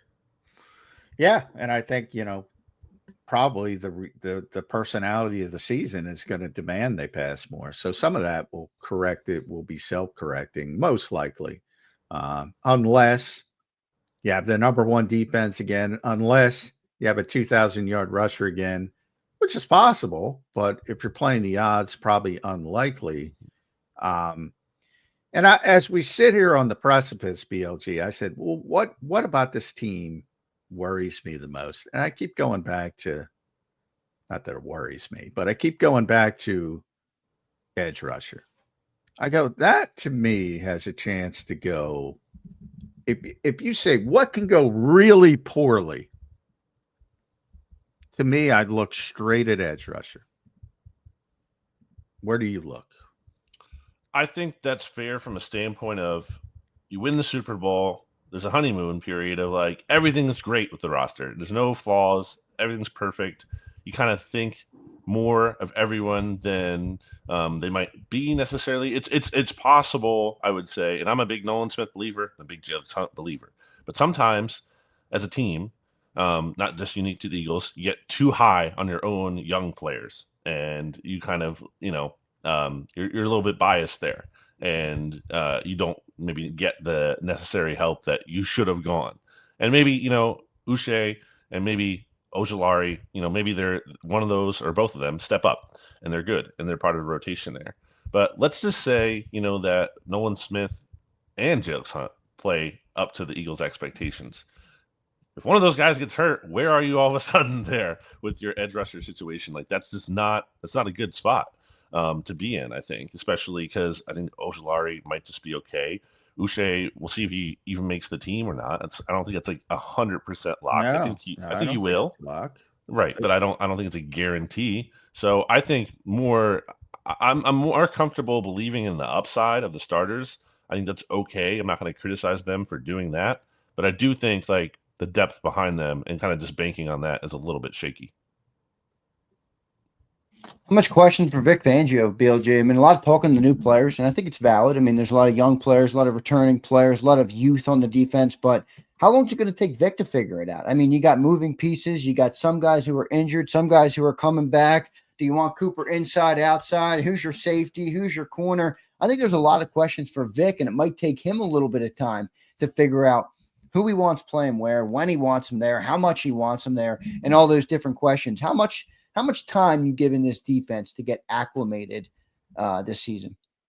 It's fascinating to think about what we're going to see from Vic Fangio in year 2 with the idea that we all talked about last offseason and maybe even early into the season is that it could take some time for the Vic Fangio defense to really come together. And a common example was how the Dolphins defense in 2023 kind of took some time for them to get really playing their best football by the end of that season.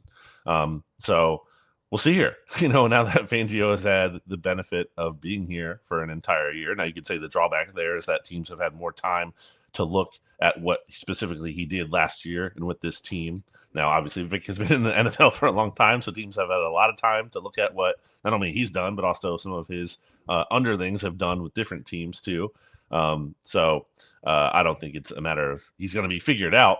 But I do think that, having an extra year here and having these players comfortable in the system and just the way they talk about him and the reverence they have for him and what he does as a coordinator, and basically saying he's like a genius, or he's like, he's a really high level thinker.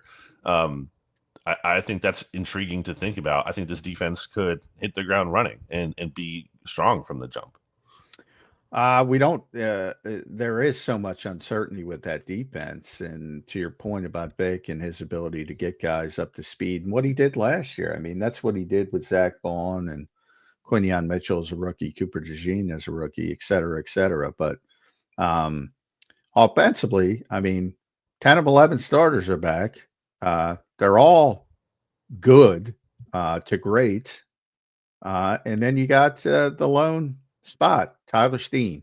I want your Tyler Steen meter, and I want it for week 1 and week 8.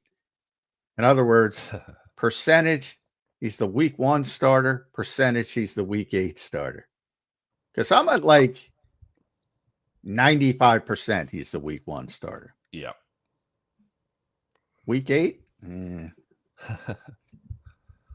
I was going to say 90 for week 1. I'm pretty confident. The only thing that concerns me is injury, because we've seen him. That was obviously. Well, I'll take injury off the board if he's healthy. He's healthy.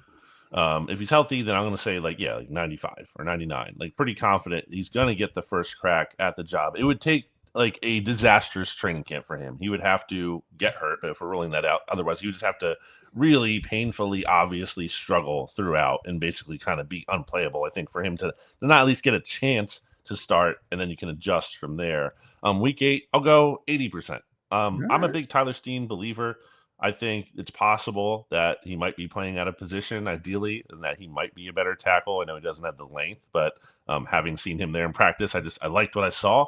But I do think, I've said with him, considering that he played defensive tackle for Tennessee, and then he moved to left tackle for Alabama, that it's not crazy to me that he would take time in the NFL to kind of need to adjust to then a new position in guard. And when I look at how the Eagles have performed when he's been in the lineup, and it's obviously not all just him, he's playing with a really good offensive line, but they're 4-0. And they've had some of their best games offensively. Like they're averaging over 30 points per game. They're averaging over 300 yards per game. The point being that he's not the driver of the success, but he hasn't been such a liability that you've had to get him out of there or the game was wrecked. And if you're the standard for your worst offensive lineman, which he is from their starters, is that he doesn't destroy the game, you could be in a worse spot. So I think he's going to do well. And if he doesn't, I do think Matt Pryor will be the first person up to kind of slide in there if they need to he's like the, break glass in case of emergency option there. Yeah, I'm with you. A little bit less high. The only little bit less high will be there. I get an Isaac vibe. The first time they tried to make Isaac the starter, he got benched for Wisniewski. I think that might happen. Not that, maybe take a step back and Isaac developed into a very good player a couple years later. So I get sort of that vibe, but that's more about Matt Pryor. Like, I think Matt Pryor can play. He had a good season last year. And I think ultimately he's their best right guard option. So why not your Super Bowl contender? Why not play him? That's my theory. He has that size too that, the Eagles obviously lost in Mekhi Becton, and Tyler Steen doesn't quite have. Yeah. So a lot of things to me point to Matt Pryor should be in there, but we'll see how it shakes out. Those are rich people problems because the Eagles are so good on the offensive side of the football. I was thinking about this, and I want to throw it at you, BLG. If there is a Zach Bond surprise, I'm not talking first team all pro, but somebody we're not thinking about that's going to be impactful you got a player, you say, well, maybe this is the path to this guy being a contributor. Or maybe not, because they are so entrenched in most positions. I think Uche has that, kind of potential from we've seen the high watermark, right? With the production that he had. That it's 1 year and it's a few years ago now. And again, I just had said that he might not even make the team. Yeah. But if we're talking about like upside and that kind of upside, I think like that's where I'm looking at. Like I think Ojulari might have a safer floor, but I don't know if he has quite the ceiling that an Uche has here. And I just think hearing about him from Lane Johnson. Lane Johnson brought him up unprompted when he was asked about the defensive line, the edge rushers first. Zach Bond talked about how, basically he was talking to Uche about how, this could be an opportunity for you. Or I think Uche kind of expressing, I really kind of want to revamp my career like you were able to. I think, it's one thing to say it, but I think just to have that kind of mindset of like knowing where you are, being like, wow, this is kind of maybe a make or break situation for me. And maybe I can make this big leap that people don't expect me to take. And with the edge rusher position, kind of there's snaps there that are up for grabs, I would say, if not for the starters, at least, rotating in there. I think maybe, he might have that kind of ability to have a big season and be their kind of free agent gem that Zach Bond was last year. What do you think Jalix Hunt can be this year, BLG? I mean, adding the edge rusher room, I think John's probably right where he says people are skipping steps on Jalix. He was a developmental player when he was drafted a year ago. Had a solid end of the year, but I think now people are expecting him to be really good. I'm kind of in that camp. What are you expecting from Jalix Hunt this year? Yeah, I don't know in terms of the production. I don't know that he's going to be a double-digit sack guy this year. But I mean, I'm not going to rule it out from a standpoint of I think that this guy has an exciting ceiling. The thing I expect from him is just that he's kind of just he's everywhere kind of player. That's what I think we've seen from him at his best. Might not necessarily be piling up the sacks, but he's active as a run defender. He's getting pressure. He's just, there he is again. I'm not even specifically watching Jalix Hunt on this snap, but he's just popping off the screen once again. I think that's the kind of player he can be, and we've seen from him, even just seeing some of the things we saw in the spring. And he had that really good practice to end the spring that you can see how he's just active and how I think absolutely you make a leap from year 1 to year 2. I mean, just the leap he made last season I thought was pretty incredible. And honestly, where he started from. I mean, in training camp, I think we all expected pretty much nothing from him, a guy who might not even play much as a rookie. And he looked way more advanced than that. Not to the point, where he should be starting or anything, but he just looked like, oh, this guy looks like he might be able to actually contribute snaps this year. Sure enough, he was. And now I think it's absolutely possible he makes a leap from year 1 to year 2. I think the mentality with Jalix Hunt is there. And I've always liked that about him, just seeing his personability and his mindset. I think he absolutely realizes I don't think he's going to coast, on a rookie season where, okay, I did better than people expected. Right. I think he's hungry for that leap. Yeah, I am high on Jalix Hunt. I just think, as Zander said, I think people are expecting a little bit too much out of him. But I think the biggest positive is that when Vic was forced to play him last year, which surprised me. I don't know if it surprised you, BLG, but Vic played him as a run defender. He liked him as a run. And I'm like, this is a pass rusher. I thought he would be a disaster there. Similar to Nolan Smith. People assume Nolan Smith is a bad run defender because he weighs 237. And he's actually phenomenal at it, setting the edge. And that surprised me about Jalix Hunt. So I think that is a positive to getting to that 3-down sort of ability that Vic wants and that Bryce Huff didn't have. I think that's a huge positive for Jalix Hunt.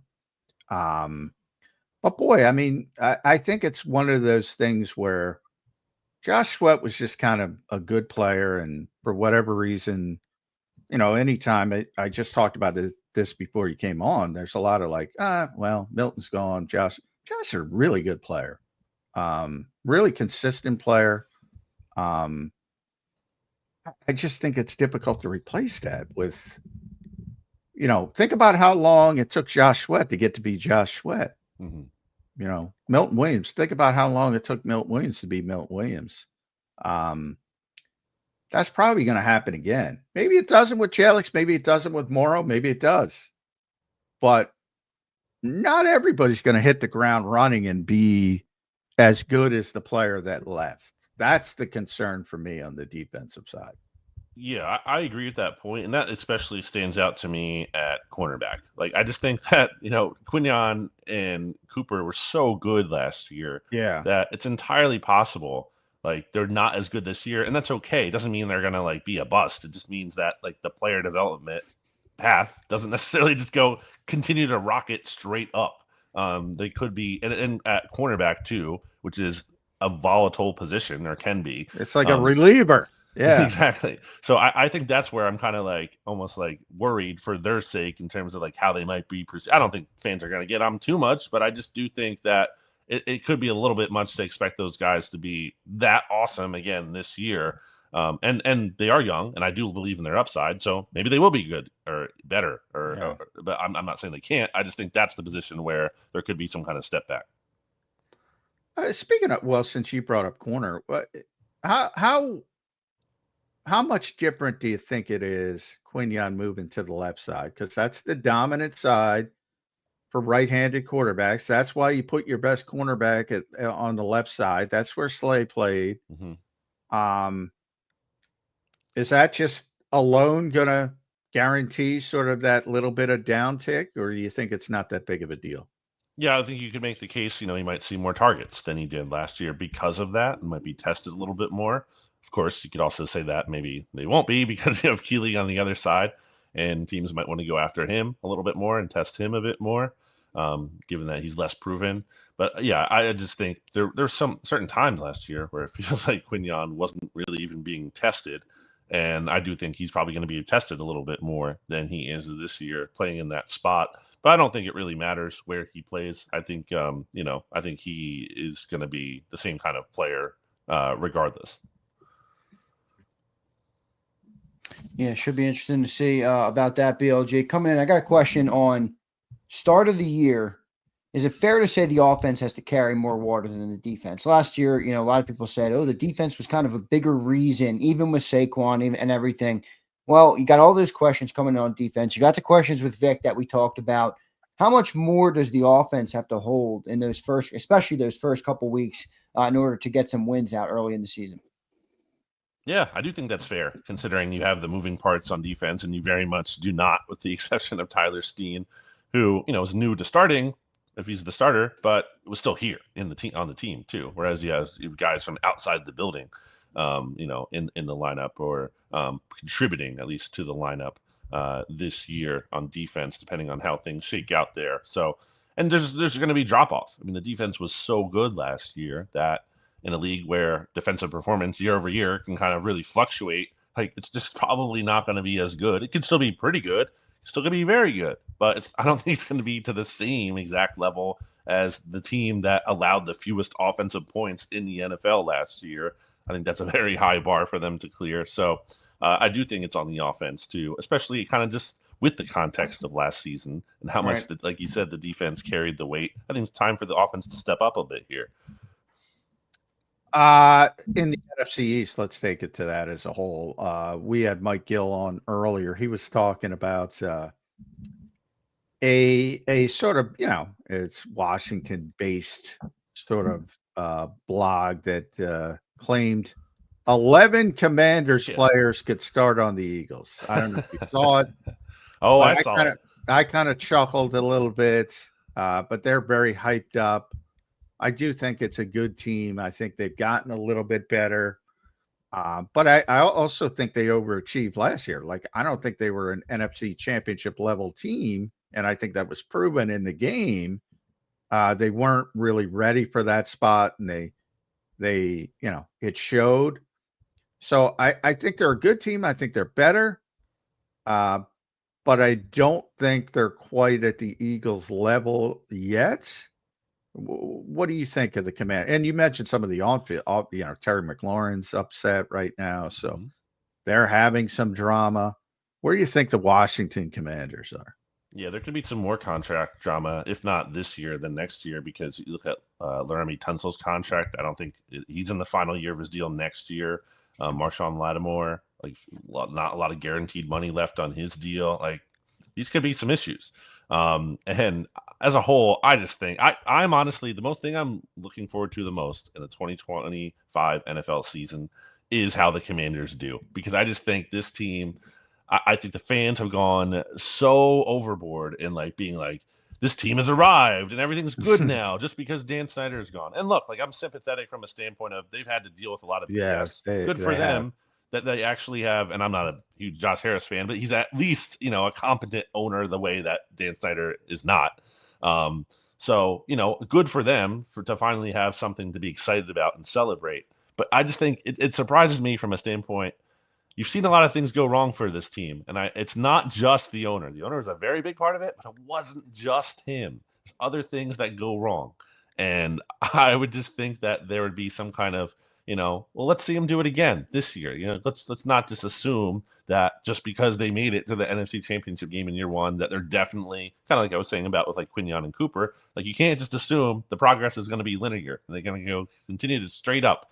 I said in the past that I don't really love what they did this offseason in terms of they got all these old players, and I understand the idea of trying to win now on Jaden Daniels' rookie contract, but I think you can do that while also not going to the extent that they did on relying old, maybe declining players, and instead kind of trying to get some more pieces who could be a core and kind of more closer to Jaden Daniels' age and be these long-term options around him.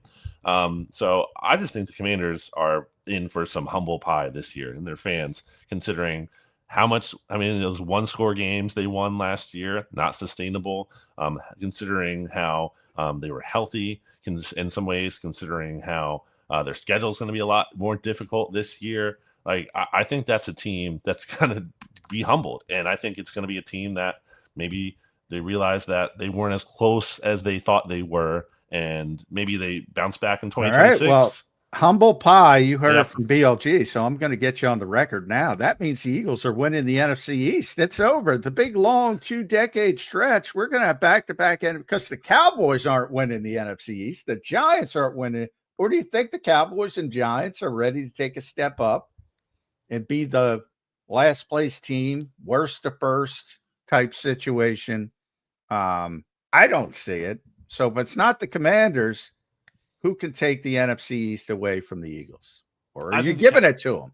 I'm gonna predict the Eagles to win it against my better judgment because it just never happens. But I do think I believe in the Cowboys more from the standpoint of I think I think they're gonna bounce back from where they were last year. They're not going to be quite that bad. A lot of things went wrong for them. I don't think they're I'm not believing in them as a contender. I just think that they're going to be the biggest obstacle to the Eagles. The Eagles have struggled, obviously beating that team at times. And it's not in the way that I think it gets overblown that like Dak Prescott owns the Eagles, because since he's been their quarterback, the Eagles have won 2 Super Bowls. He hasn't been this like massive obstacle for them. And a lot of those games too have been like overtime or like down to the wire. Doesn't mean he owns them. It means it's a competitive game. And by the way, a couple of those games, the Cowboys won the coin toss in overtime, which is a big advantage. That's more luck than owning them. But I do think they're going to bounce back. Although the thing I will say about them is Brian Schottenheimer might be a disaster. I think people are just glossing over that. Maybe not, but the resume isn't great, and no one else wanted him to be their head think coach. it was a very strange hire. I'm with you. I think the Eagles' huge advantage over the Cowboys is their owner. Owner versus owner. Absolutely. One does it the right way, one doesn't. Not from a business standpoint. Jerry's great from a business 100%. standpoint. From a football standpoint. Yeah. Yep. And last thing on them is that your mileage may vary when it comes to the gambling stuff, but I think their over/under win total is like 7.5. Yeah, that's alarmingly low. And you might be like, well, the betting places are suckers. I'm going to take the over. Well, good luck with that. I mean, I don't think they're suckers. I think that's a suspicious. Well, there's a reason they're all in big buildings, BLG, and everybody walks out of there losing money. Right. Exactly. All right, last question for you, BLG. I'm going to put you on the spot real quick before I let you go. Training camp's a week away. So next time we talk to you, they'll have already reported for camp. Give me one bold prediction for the Eagles this year. It could be anything. It could be win the Super Bowl. It could be a top 5 defense. Whatever comes to mind, give me one bold prediction for the 2025 Eagles season.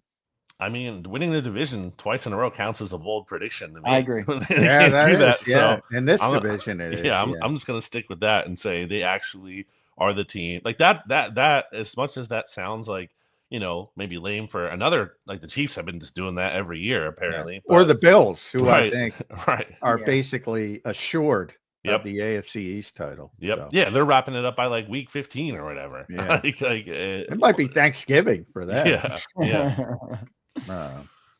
And I don't even think First time Bills won. are. 20 years or 21 years would that be the first time? 21. 2004 season was the last Yeah, time. 2004. Yeah.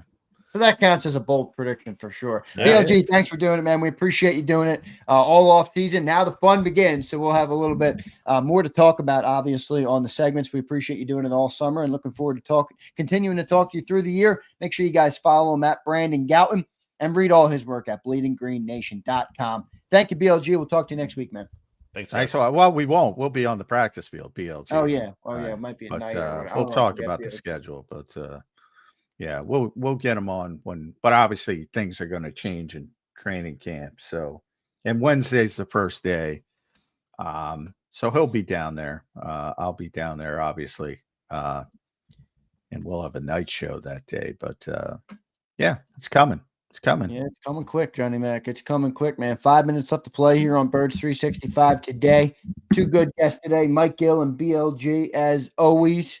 Mike, you can tell by the way Mike's talking. He's definitely not. He's got some concerns on this team. You can tell. He's brought them up several times throughout the offseason. He brought them up again today. You can tell Mike's not entirely there yet. I'm thinking the golden era of the Eagles will continue this season. Well, I think there's legitimate questions on the defensive side of the football, legitimate concerns. And I think, I think anybody who listens to this show knows I like Vic Fangio a lot. I have tremendous respect for him. And I think he's the best defensive coordinator in football. He's also been around a long time, and I always say talent trumps coaching, scheme, whatever, all the time. The Eagles have a ton of talent, more tilted toward the offensive side of the ball now because of who they lost on the defensive side. Vic has been around for a very long time, and he's been the best defensive coordinator in the NFL for about 15 years now. When he was a head coach, you know what I mean, defensive minded. He's the guy everybody's been copying. He's the guy everybody tries to look at when it comes to defensive football in the NFL. It's been that way for a long time, over a decade. He doesn't always have the number one defense. He's mortal. So I'm not, as much as I respect him, as good as I think he is, that doesn't mean he can turn chicken shit into chicken salad. You need good players. Right. And what I think the Eagles have, and I think the positive part is they have guys with upside. But, at all these positions we're talking about, Moro Ajomo, Jalix Hunt, Kaylee Ringo, Jeremiah Trotter, Drew Makuba, Sidney Brown, even if you want to throw that in there. They have players with upside. So that's the positive part. But to assume it's going to be seamless, to Mike's point, I don't think that's going to happen. We'll see how it all shakes out, Johnny Mac. Great show today, brother. We've had a great off season. I think we've held strong. We've had a lot of great topics. I don't know. I think our viewers are more prepped for the season than maybe any Eagle fan anywhere from all the content we've given them this offseason, all the talking points that we've had. And we're now ready to rock, Johnny Mac. The season is nearly upon us, brother. So I'm excited to get it done, man. I'm excited to get started. I was looking at the Eagles roster. Well, I had my copy of the roster out yesterday, and I wanted to check if I talked about every single player on the roster, and I believe I have on this show. So I think you're more prepared than everybody else. And do. the other thing we're going to talk about later this week, John, we got two shows left on the week, obviously, and then we're in the next week. I want to talk about the bubble players too. So that might not be as fun of a segment because you're not going to have huge names there. You're not going to have Jalen Hurts and Saquon and all those fun players that we've talked about all off season. But I do want to talk about the bubble player, like who's right there, who could make it, who could not make it. Because I do think there's a little bit of an art to managing the back of the roster, especially at the end of training camp when you got to get the roster down to 53. Who can you get through waivers? Who can you get to the practice squad? All those different things. So that's another thing I want to talk about, and we'll add that to the list of, names that don't get mentioned much, but do get mentioned here on Birds 365. So that should be a good segment. Yeah. As well. Yeah. By the way, that they've liberalized the roster rules so much over the past probably 5 years. They've made it easier on the GMs. That depresses me a little bit. You can stash guys. You can, you have more practice squad players, obviously. You got pup lists, you got injured reserve. It's not, you used to be, you had to really strategize if you're concerned about losing somebody on waivers. Now you don't really have to do that as much. That's a rare part of the NFL where I'm like, come on, make it harder on them. Make it like it used to be. But it is what it is. Johnny Mac, great show, brother. Your final thoughts on this Wednesday edition of Birds 365, wrapping up 1 week out from the first training camp practice. Yeah, a week away. They'll be on the practice field Wednesday morning. So get ready. And you have a ramp up period, which I think maybe I'll talk about that later in the week. So, you're not going to see pads right away. You have all this collective bargaining. So that part I'll talk about. Day 1 through 3 is basically no contact. Day 4 and 5 are shells. You can wear 6 mandatory. Day off 7, you can put the pads on. Now, and that's just because you can put the pads on doesn't mean you will put the pads on. There's also limits of number of padded practices. So yeah, a lot of minutia. No doubt, Johnny Mac. Great show today, brother. We'll catch you tomorrow on a Thursday edition of Birds 365. Thank you, brother. All right. Thanks, everybody. All right, there's Johnny Mac, John McMullen. Make sure you guys follow him on X at JF McMullen. A great show today.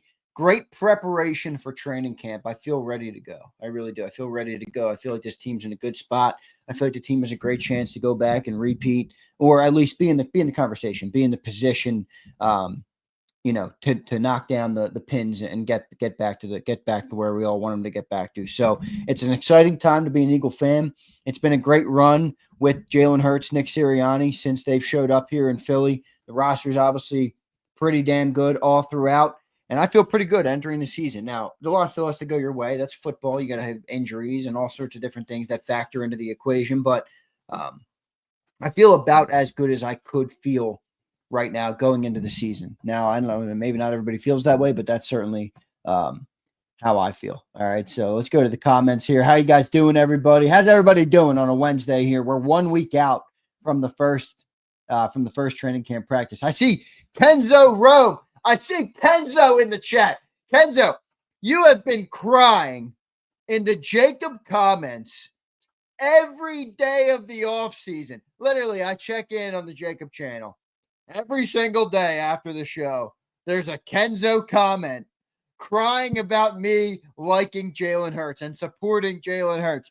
You're delusional about you. Yo, Kenzo, why don't you head to the dentist, fix your teeth, handle the business you got in your life, and I'll keep supporting the quarterback that's given more success to the Eagles than any other quarterback in our history.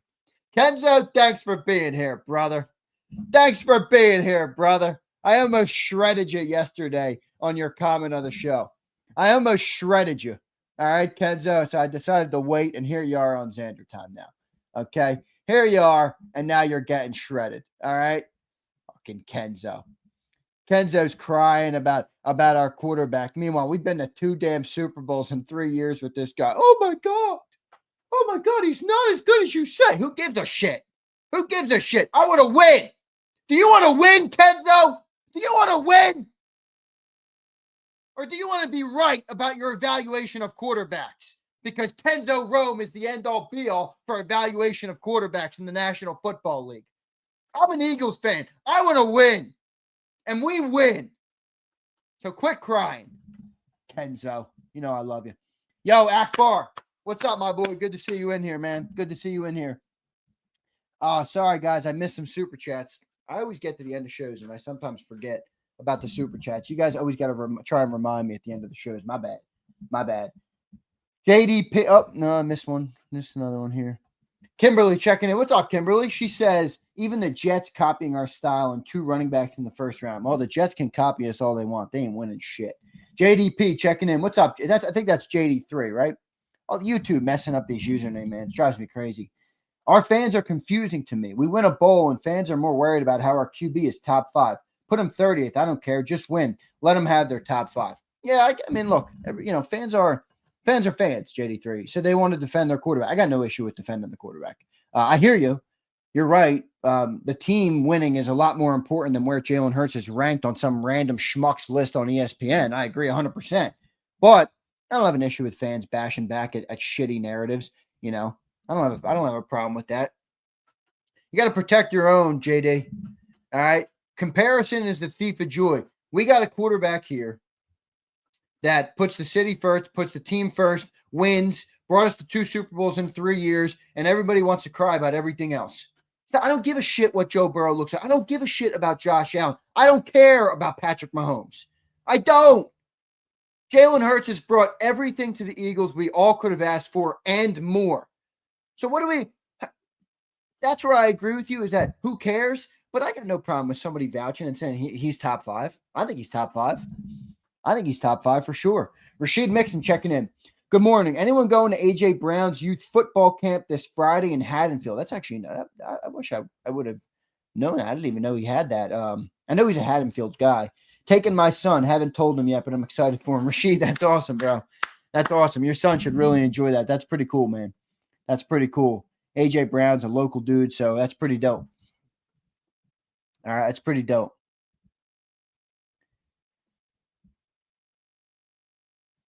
All right, let's get some comments, man. B. Preston says, feeling good, bro. Back to work today after 2 days off. Great show. Ready for football season. Yo, B, I don't know if this is just me. I don't know if it's just because, I have a little bit of workaholic in my nature. It's just kind of how I was raised. I've always loved work. And even when I was a youngster, bar backing at restaurants, anytime someone wanted to shift off, I said, I'll take your shift. I don't know. I just like working.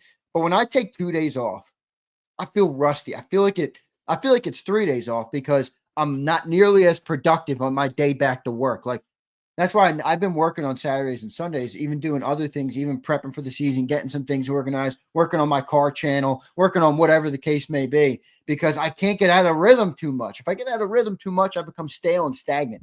And I don't want to be stale or stagnant. I'm one of those dudes who will probably like never retire. I don't know if I'll ever hang them up and just do nothing. I don't think I could do that. Now, teach his own. Some people will for sure do that, but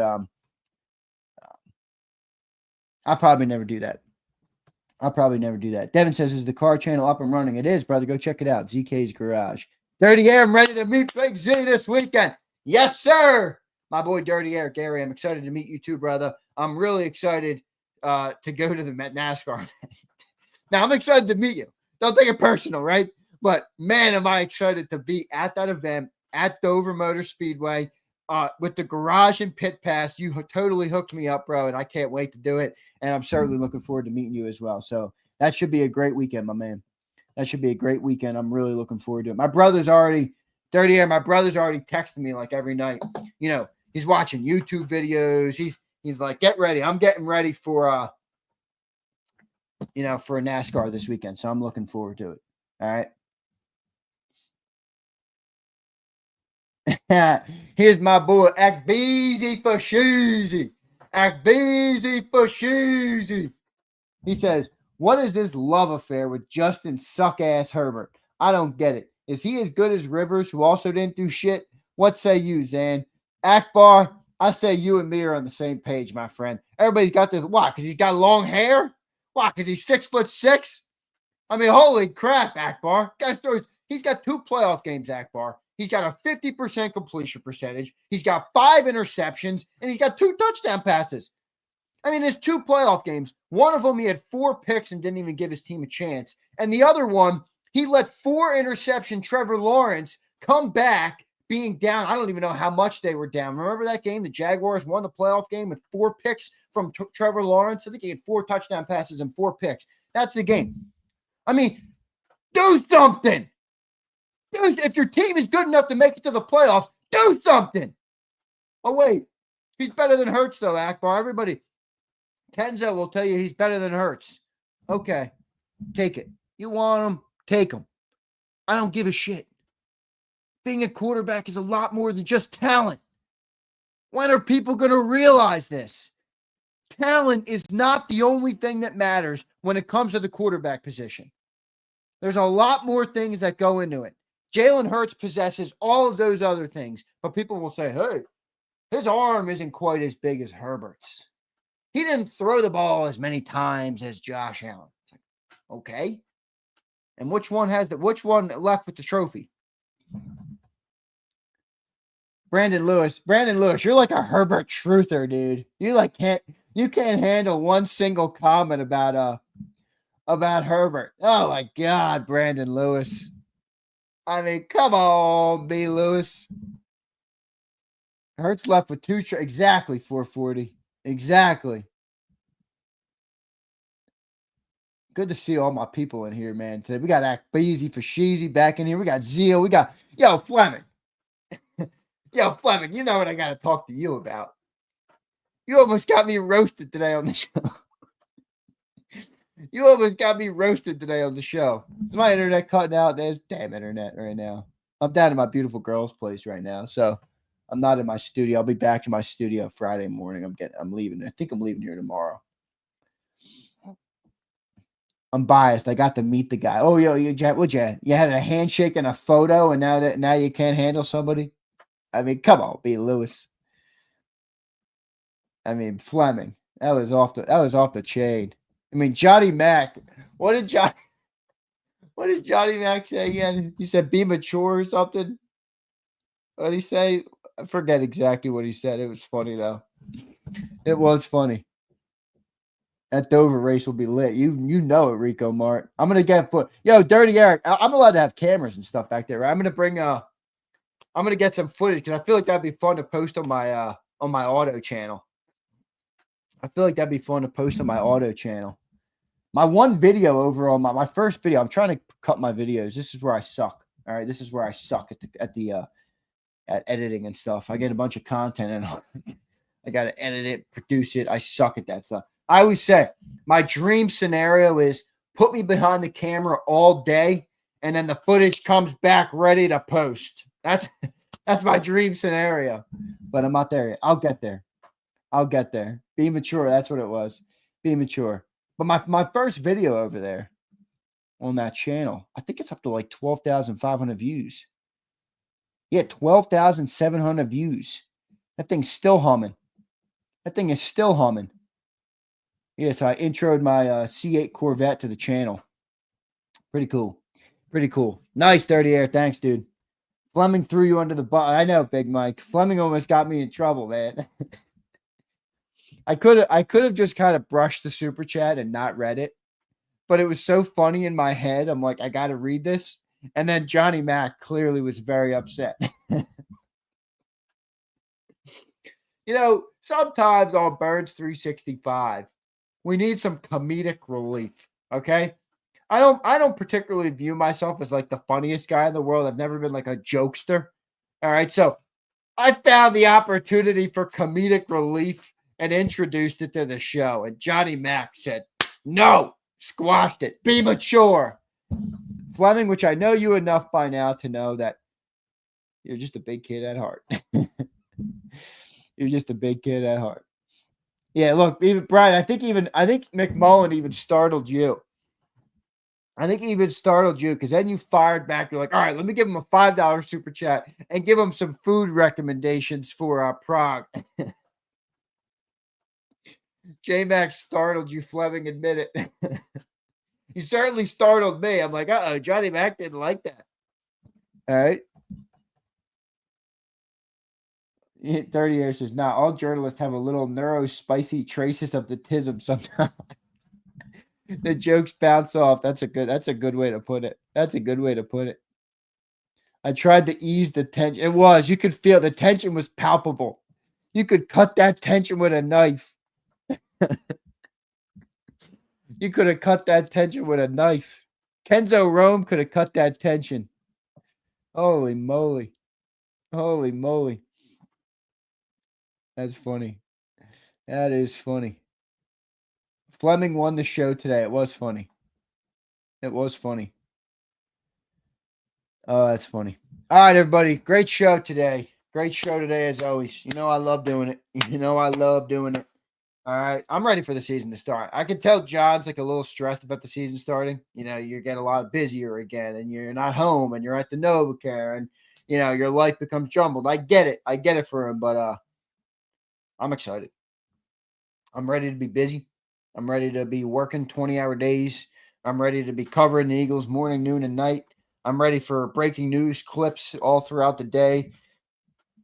I'm ready for Sirianni outburst. I'm ready for Jalen Hurts discussions. I'm ready for Saquon Barkley talk. I'm ready to see what Nolan Smith and Jalen Hunt can do. I'm ready to see Zach Bond.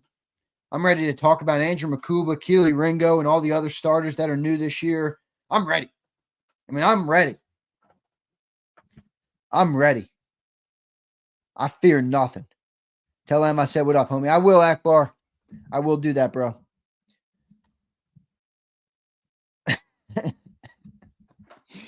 Yo, Prince. These names are pissing me off. Like, Prince is normally just Prince Swayze. Now he's Sway4774. Yo, Prince, can you do me a favor? Click into your YouTube settings. All right, click up in the right-hand corner. There should be a little picture. Click it. Click settings or wherever you go. Find the username and edit it to Prince Swayze, because this Sway4774 just doesn't suit you as well as Prince Swayze did. Okay? I'm buying a couple jerseys for the chat this year. You know I'll take you up on it.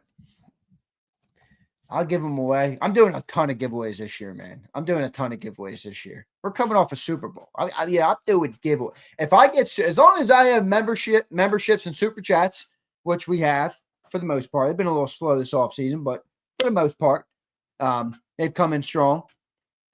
As long as they pick up like I'm expecting them to for the season, I'm going to be giving away a lot this year. Okay? I'm going to be giving away a lot.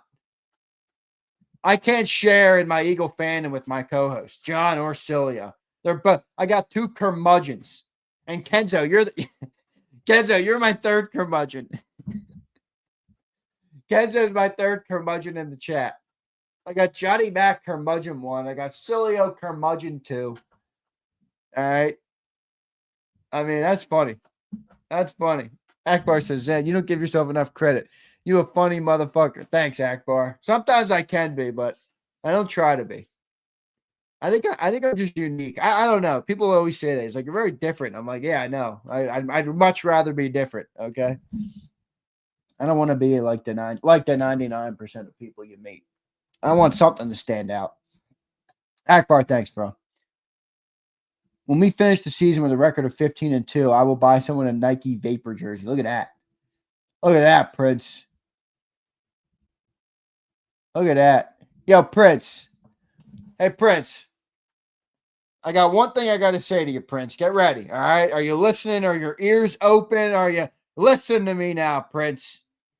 Are you listening to me, Prince?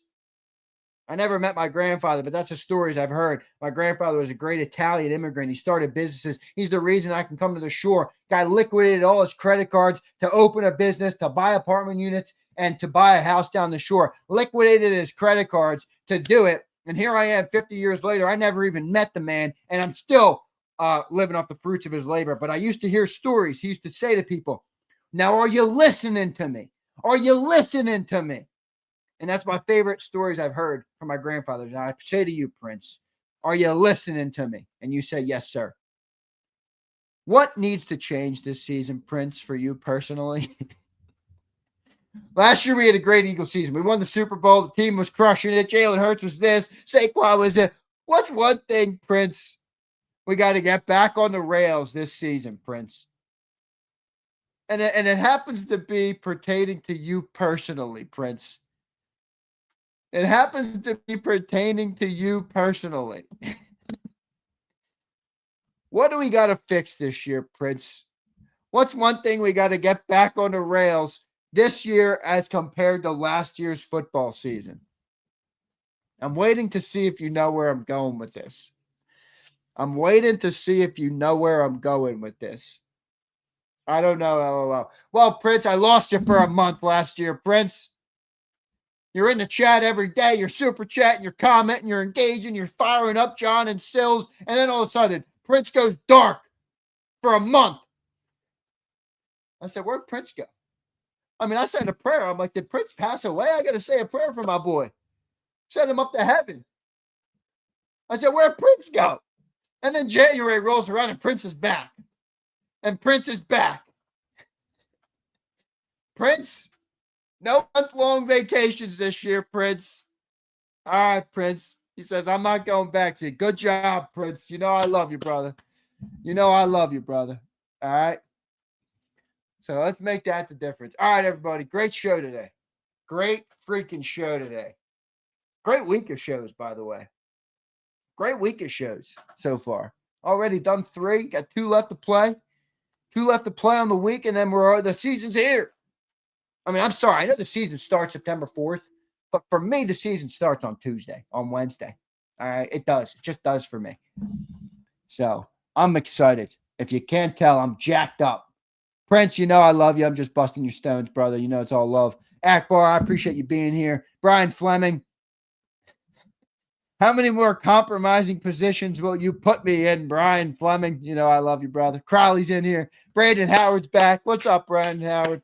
Original Philly says, what do you think about Trotter? I feel good about Trotter. Yeah, I think the instincts are going to help him. I think at that position, it's better. It's actually better to be instinctive than athletic. Athletic helps.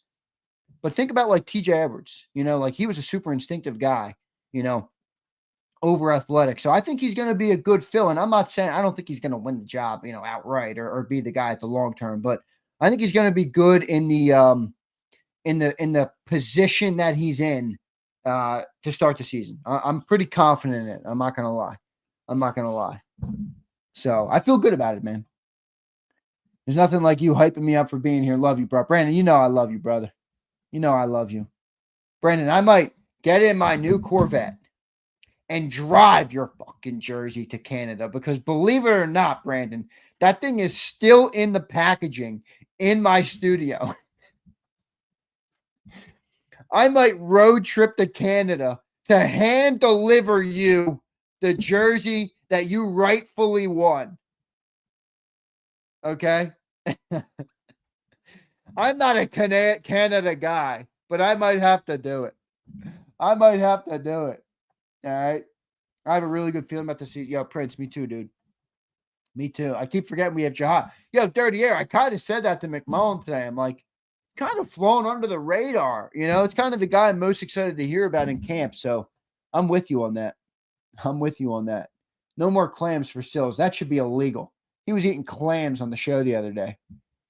I mean, that was insane. Cilio literally picked up a plate of half-eaten clams and started eating more of them. By the way, this is the worst part about that. Sills, if you're listening, this is the worst part about that. He didn't do that until I was on the show, which is an hour and a half into the start of his program. So the plate of clams, which was half-eaten, was eaten before the show started. It sat there for at least a couple hours, I'd say. Maybe he stopped eating them at, 1:30, 30 minutes before a show? Maybe 10 minutes before a show? I don't know. So at least an hour and a half of half-eaten clams sitting there. And then he picks them up and keeps eating them. And I'm like, boy. Ugh. Ugh. Ugh. Nasty. That was nasty, man. We need another show to balance out the curmudgeons. I'm working on it, man. I'm working on it.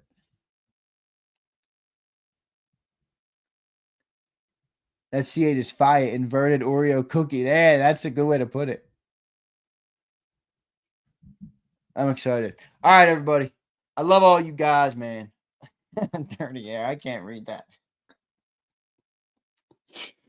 Oh, dirty air. You guys are funny today. You guys saying I'm funny. You guys are funny. All right? You guys are funny. Yo, dirty air. I can't read that on air, man. Are you kidding me? This is a family show. Holy crap. I'm out of here. I'm out of here. I'm out of here. All right. I love all you guys. I hope you guys all have a fantastic day.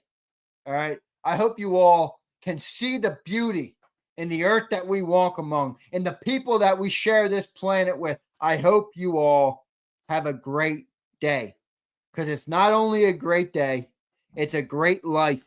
All right. Even through the trials and the tribulations, whatever they may be. Okay. It's a great life that we live. It's an honor to share this planet with you. It's an honor to be on this platform talking to you. And it's an honor to all root for the same football team in the Philadelphia Eagles. Okay? It's a blessing to be here, especially in the year 2025 when the Eagles are legitimately in the golden era. How many of us have parents, grandparents, uncles, great uncles that rooted for this team that never got to see Super Bowls, that never got to see 50 and 20 winning records with quarterbacks? Again, for all the Jalen Hurts haters, fuck off. All right? It's a great time to be alive. It's a great time to be an Eagles fan. And I love each and every one of you. And I'm praying for each and every one of you. All right? I love my viewers. I appreciate my viewers. You viewers make my business possible. Okay? Make my dreams possible. And I can't thank you all enough for that. So what a great week it's been. I'm ready, man. I'm ready for this season. I really am. Thank you all. See you next time, everybody, on a Thursday edition of Birds 365. Love all you guys. You've been listening to Birds 365, the destination for the passionate Eagles football fan who bleeds green. If it's Eagles football, we're talking about it. Debate inside the locker room and guests that are some of the greatest football minds from around the region. We hope you enjoyed the show. We know we had a blast. Make sure to like, comment, and subscribe, and we'll be back soon. But in the meantime, hook up with us on social media at JAKIB Sports. See you next time on Birds 365.